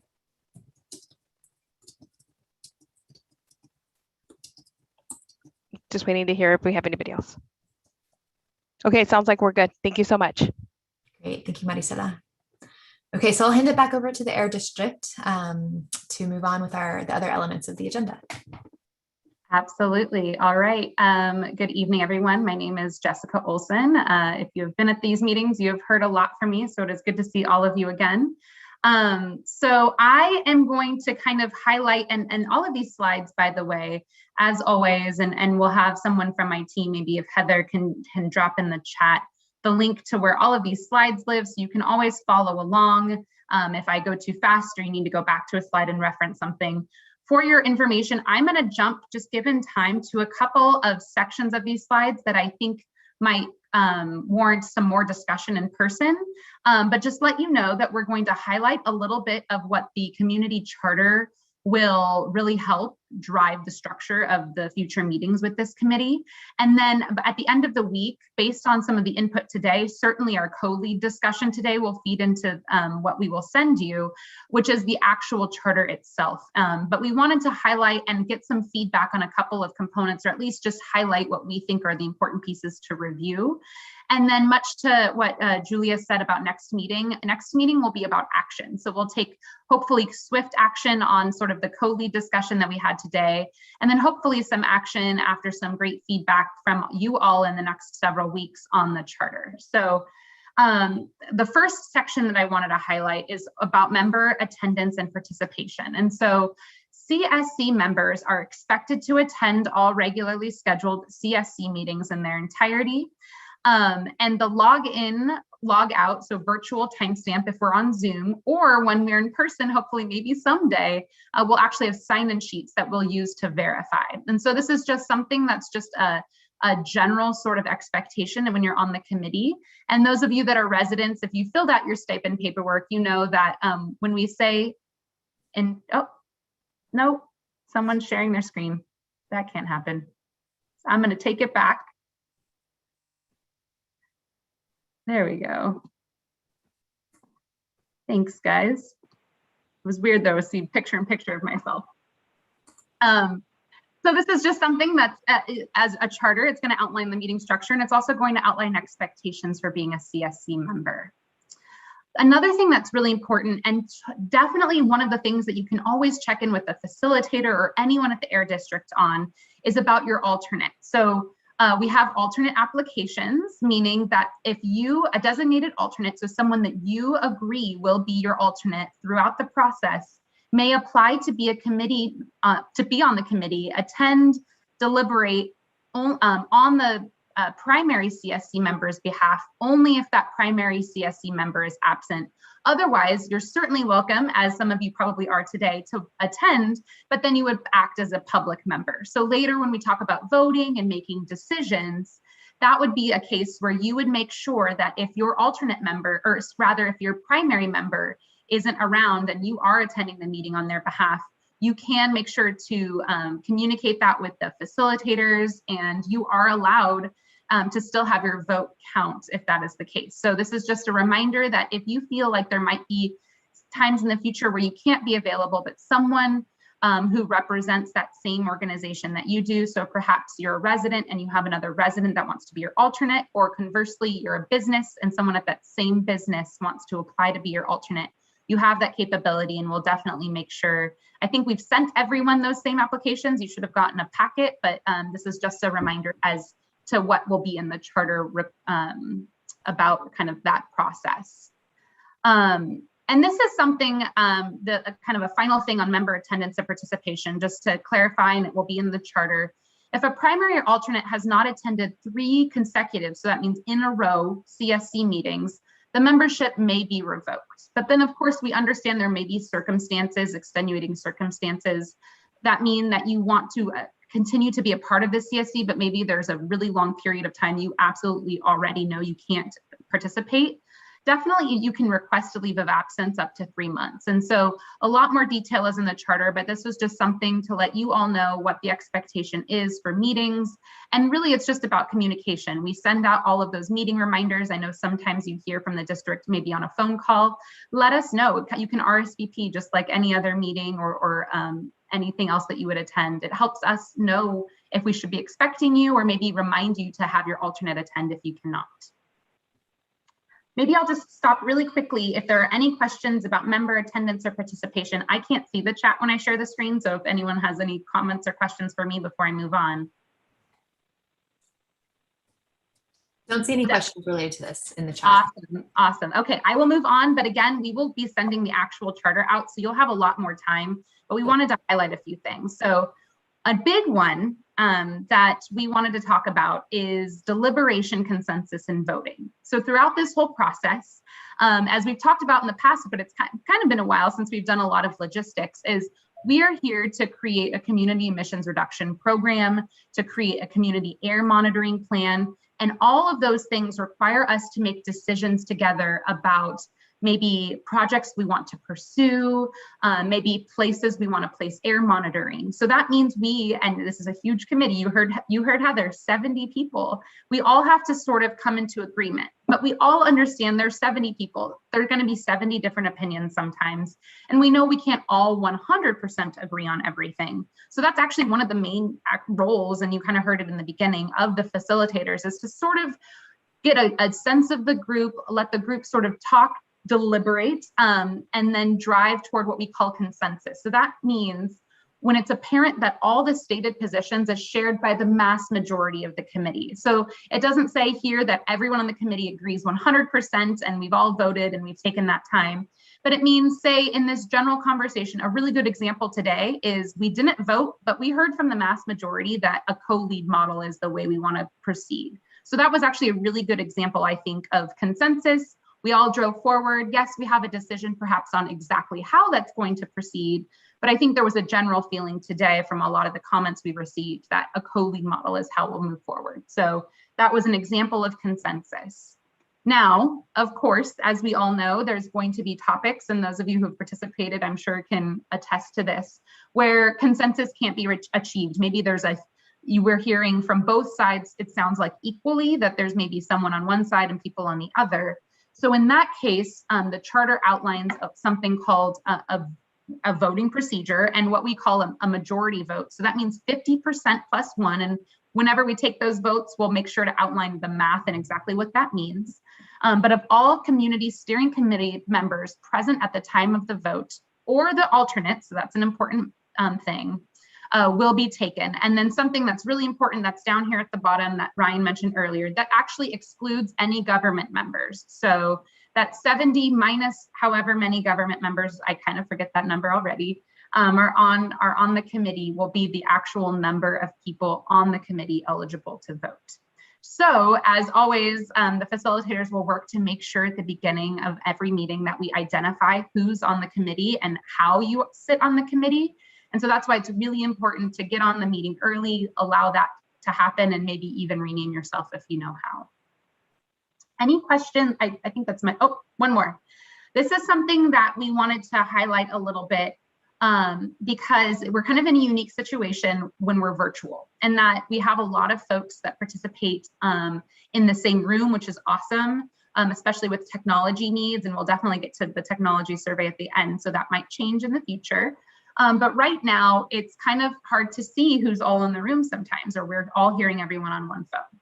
So one thing we wanted to make sure that we had in here, and something we have up for proposal in the charter, is to say that eligible present voting members must vote as an individual, either by voice or by whatever other official voting mechanism used. So that might mean maybe we eventually send out a poll or something to your direct email address, or some other mechanism that we haven't identified yet. We ask that you vote as an individual, just meaning that when you're all together on the same Zoom, unmute your Zoom, turn on your camera, and show us each person who's voting individually, and be prepared for that ahead of time. We saw last time the votes do take some time, but we think that this is the most transparent way to make sure that we know who's voting, and we can count every single person's vote as their own individual vote. Okay, I will now pause there and see if there are any questions about deliberation, consensus, and voting.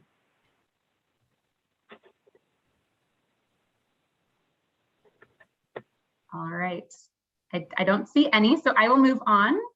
Of course, I knew there was one more. Sorry, sneaking one in there. And this might be a bigger one, so maybe it's a good that we paused, and then this is kind of a separate one. But just something, we've actually introduced this concept in other committees by request, and something we wanted to propose here is that a member shall recuse themselves from voting on any contract or other matter in which they have a personal or business, financial, or other conflict of interest. So this is something where just sort of like they would recuse themselves, meaning that they would take themselves out of the voting mechanism if perhaps there's a vote on the table to award a contract to, say, a business that either is the direct business, maybe of someone that's on the committee, or has some other financial affiliation with one of the residents that are on the committee, for example. So this is something that might, as we move forward and really refine our process and our voting, it might take some iterations of kind of reminding and working together on how this is actually used in practice. But just kind of letting you all know that this was something we've thought about based on a lot of committee input in other communities. And you'll see, again, the full language in the charter that we send out at the end of the week.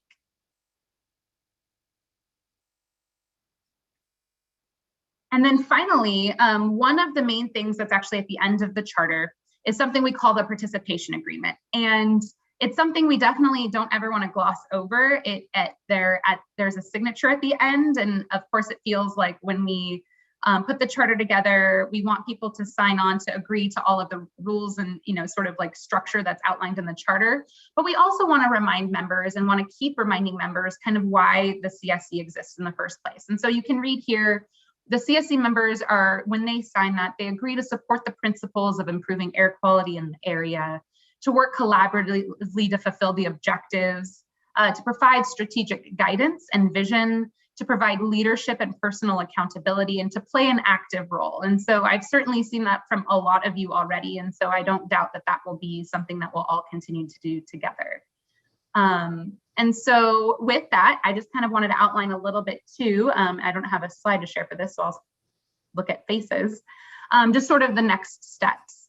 So based on if you have feedback for us right at this moment, if you have feedback for us right after this meeting, or if you have feedback for us over the next several weeks, you will have an opportunity to see the actual charter in document form. It will have what I just outlined today, and then many more sort of like other sort of structural pieces about subcommittees and about meeting times, about agenda setting, which we went over a little bit with the co-lead model. It will have a proposed co-lead section. So that will be something that we'll want feedback on. And what we'll do is we'll send that out and we'll allow you to, or ask you rather, to provide comments throughout the document on just kind of questions or comments or clarification that you'd like. And we would hope that at the July meeting, we would talk about co-lead structure and the charter, and maybe even by the, maybe in the beginning of the meeting, if we have a lot of input already ahead of that meeting, maybe be able to make some final decisions and have a charter in place that we can use to make decisions kind of from there on and move forward on voting. I see Bianca's hand. One question I do have.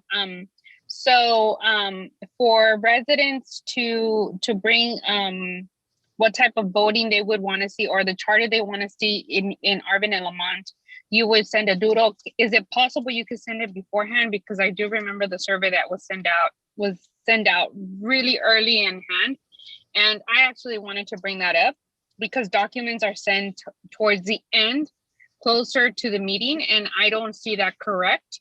I think everything should be sent out beforehand and giving enough time for residents to respond back. Yes, so great question. We are sending the charter by the end of the week. So Friday would be about 4-ish weeks before the next meeting, 4 to 5 weeks before the next meeting. So hopefully that gives a lot of time. We'll probably ask for comments back before that next meeting. So hopefully it gives maybe 3 to 4 weeks. So hopefully that's ample time. That's a great point, Bianca. And then when we're done with this conversation, I'm glad you brought up the survey because we definitely want to touch on that as well. So, but yes, we will be sending that out soon, which is, before the end of July, and the next meeting is at the end of July. So anything else we can clarify? Because otherwise I am super happy to move on to our next topic, which is really kind of setting us up for the next several meetings. So I'll look to Julia to wrap it up and see if there's anything else. Okay, yeah, I was wondering if you wanted to share a little bit about the timeline piece, big picture over the next couple of minutes, and then we could jump into kind of next steps and public comment. Absolutely. One moment.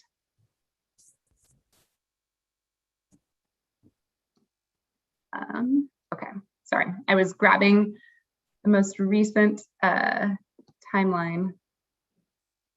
I think I had the wrong one open.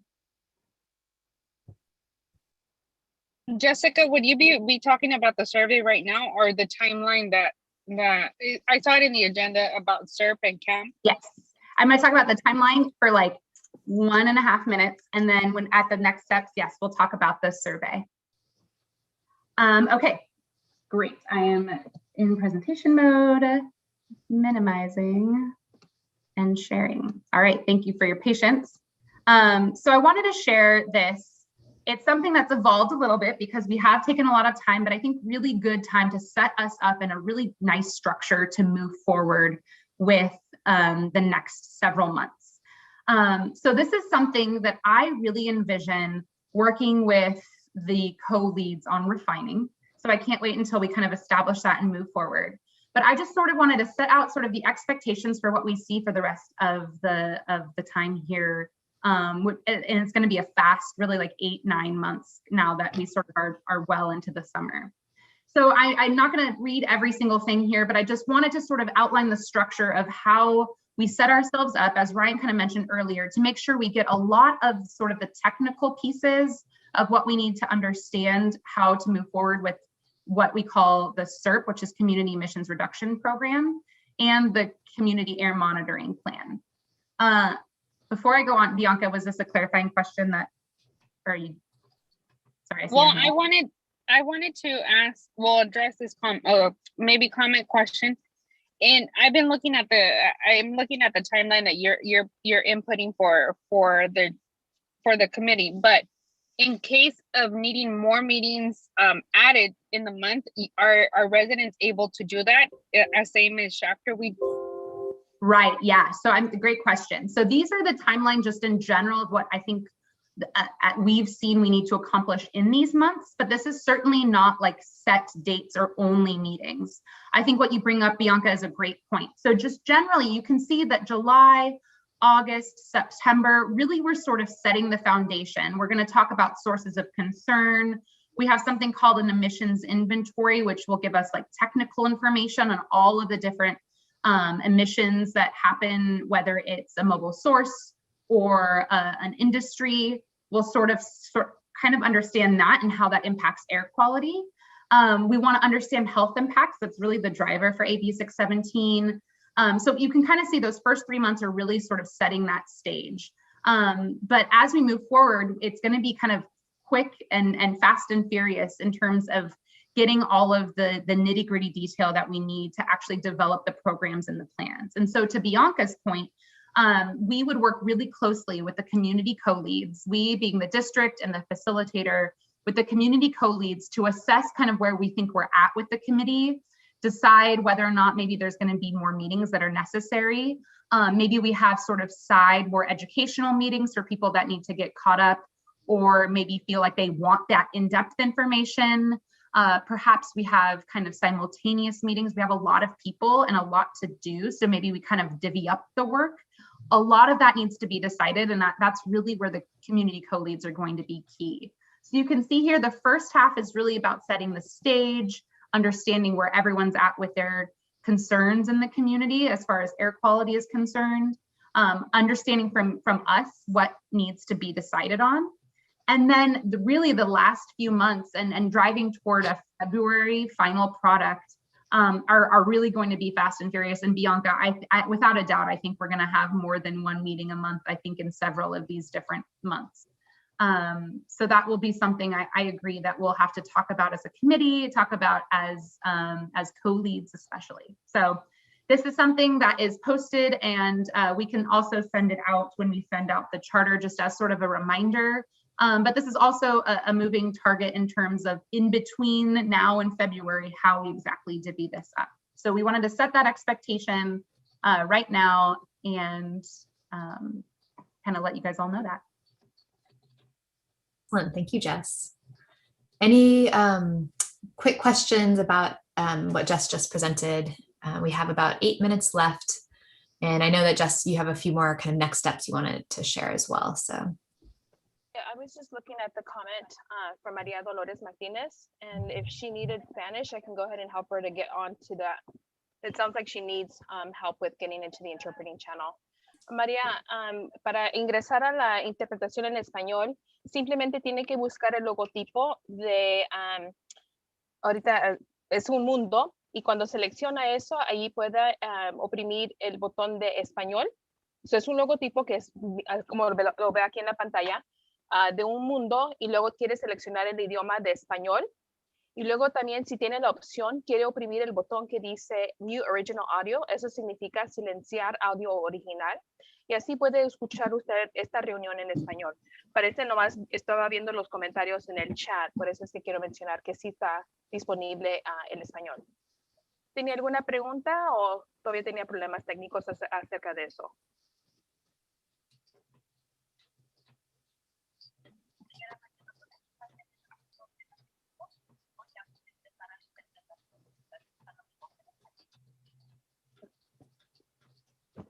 I think we're okay. I'm not hearing anything from her. Great. Okay, thank you. Excellent. Thank you. All right, so Jess, if you'd like to jump in quickly to the next steps you wanted to cover, and then we'll save a few minutes for public comment as well. Absolutely, I will be super quick. You all hopefully either received or both received a paper copy and an email copy of a survey. I will kick it to Heather in a second to see kind of where we're at and what the next steps are. I think it was officially due the other day, although we would rather have all of the information we need rather than have a final cutoff. But it really helps us assess the timing of future meetings, the need for folks when it comes to technology needs. So are people participating on their phone or on their laptop? So it's really, really helpful, and please fill it out if you can. Heather? Thank you, Jess. Hello, everyone. Couple things. If you sent back the paper one, great. We went ahead and input it through the link so that you're captured in the full survey. So don't worry about that. That's why we gave you an option in the mail. But just want to point out, thank you for the note on the deadline. The deadline was our wishful thinking that maybe we could get a collective response and update to you tonight, but that's okay. As Jess said, we would much rather just have you respond. So what we'll do is probably send the email again tomorrow, move that to the top of your inbox.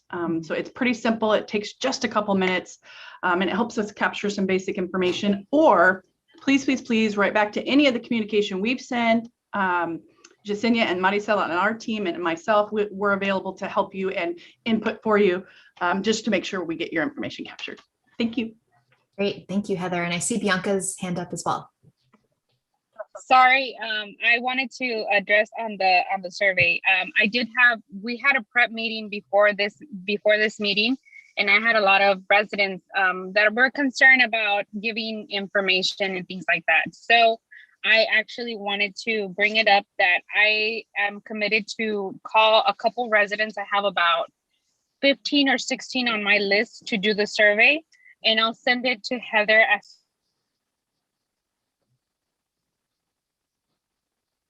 Oops, Bianca, you cut out at the end there. I want to make sure I clarify. Oh, go ahead, Bianca, are you still there?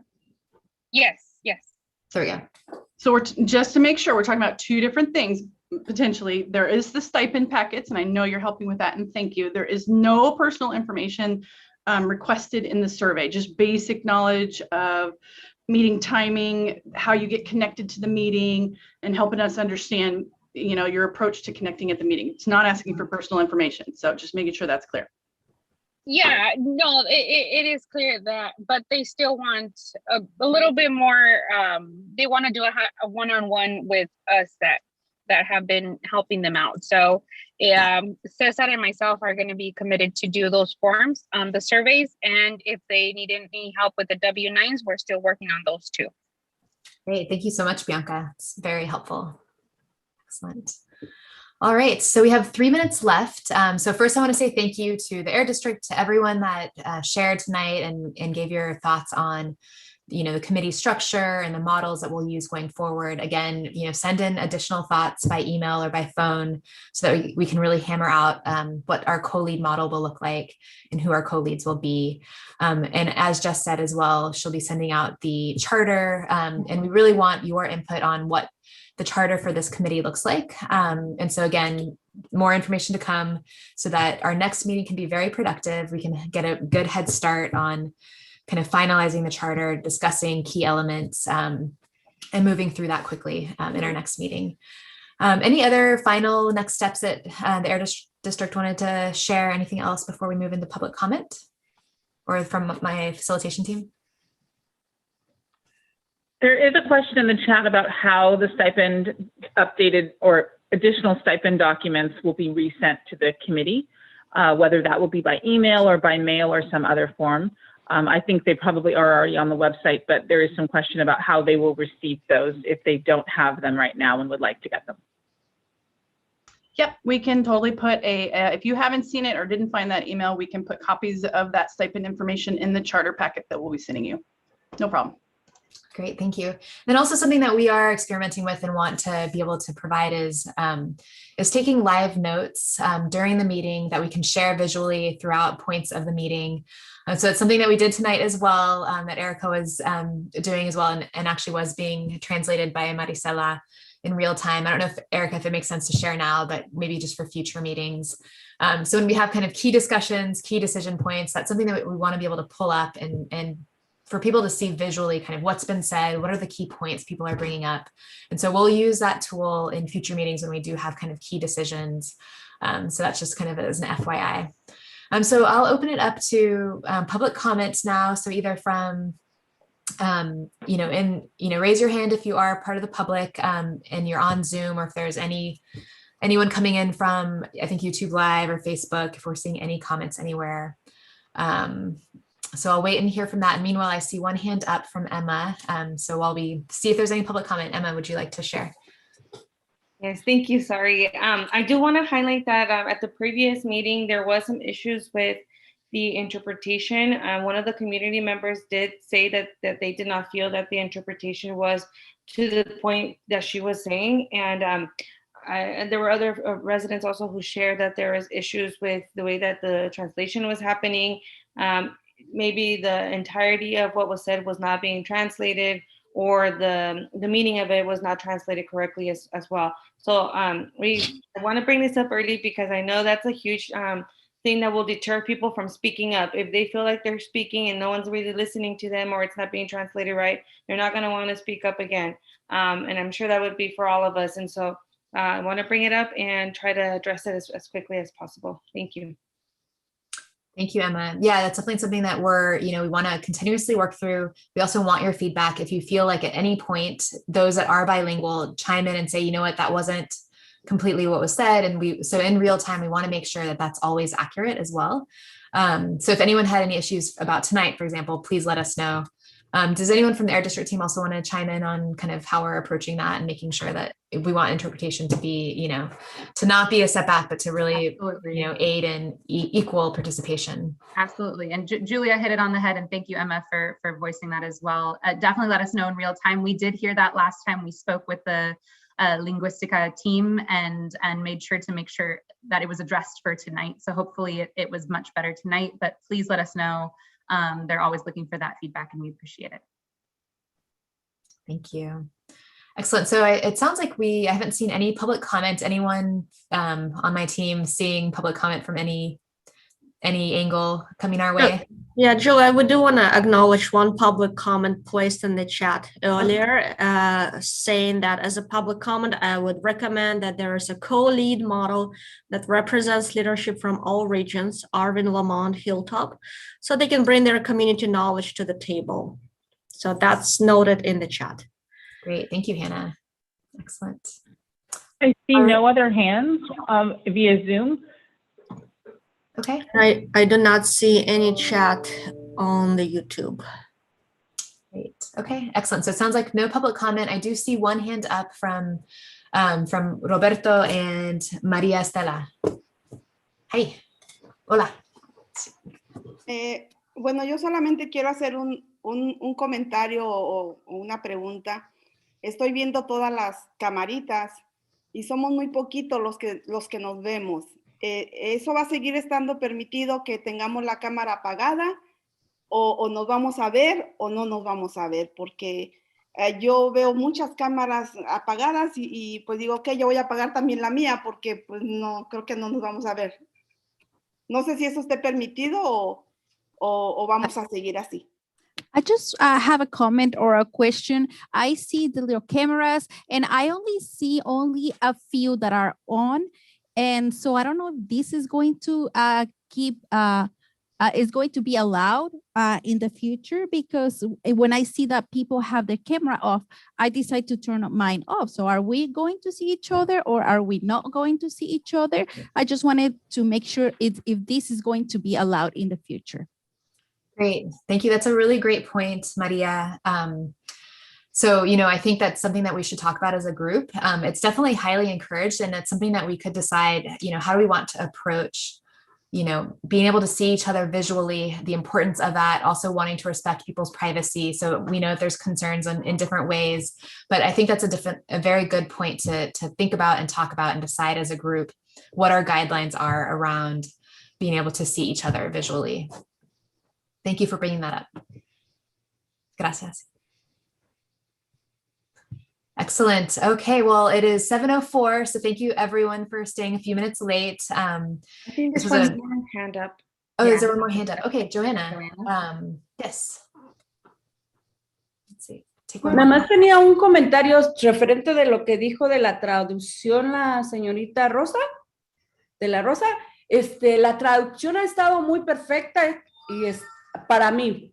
Lo que pasa es que los mexicanos, bueno, yo como mexicana y a la que le traducieron era también hispana como yo, hacemos bien largota las respuestas y eso, y a la traductora le pidieron que lo hiciera más corto. Parece que fue la señorita, ¿cómo se llama? No me acuerdo ahorita el nombre, pero es una señorita que tiene el puesto, se lo pidieron que lo hiciera corto. So, la traductora está perfecta, la verdad, en mi opinión. I just wanted to make a comment about the translation to Ms. De La Rosa, who was talking about that. Me as a Mexican or my other colleague as Hispanics, what we do is that we make our answers very, very long. And I believe that the last time the interpreter that they have for doing that from Spanish into English, they asked her to make the answers short. But for me, the interpretation has been perfect today. Great. Thank you for that feedback. That's definitely what we want to hear, that it's excellent interpretation. And that is one of the approaches that we've taken is if somebody does go on too long, that maybe it is harder for the interpreter to capture all of that and that we may ask people to pause so they can interpret a smaller, few sentences before the person moves on. So there's different ways like that we want to make sure interpretation is always completely accurate. So thank you for that feedback. Excellent. Thank you, everyone. And we look forward to the next meeting. And the Air District will be in touch by email following up as well.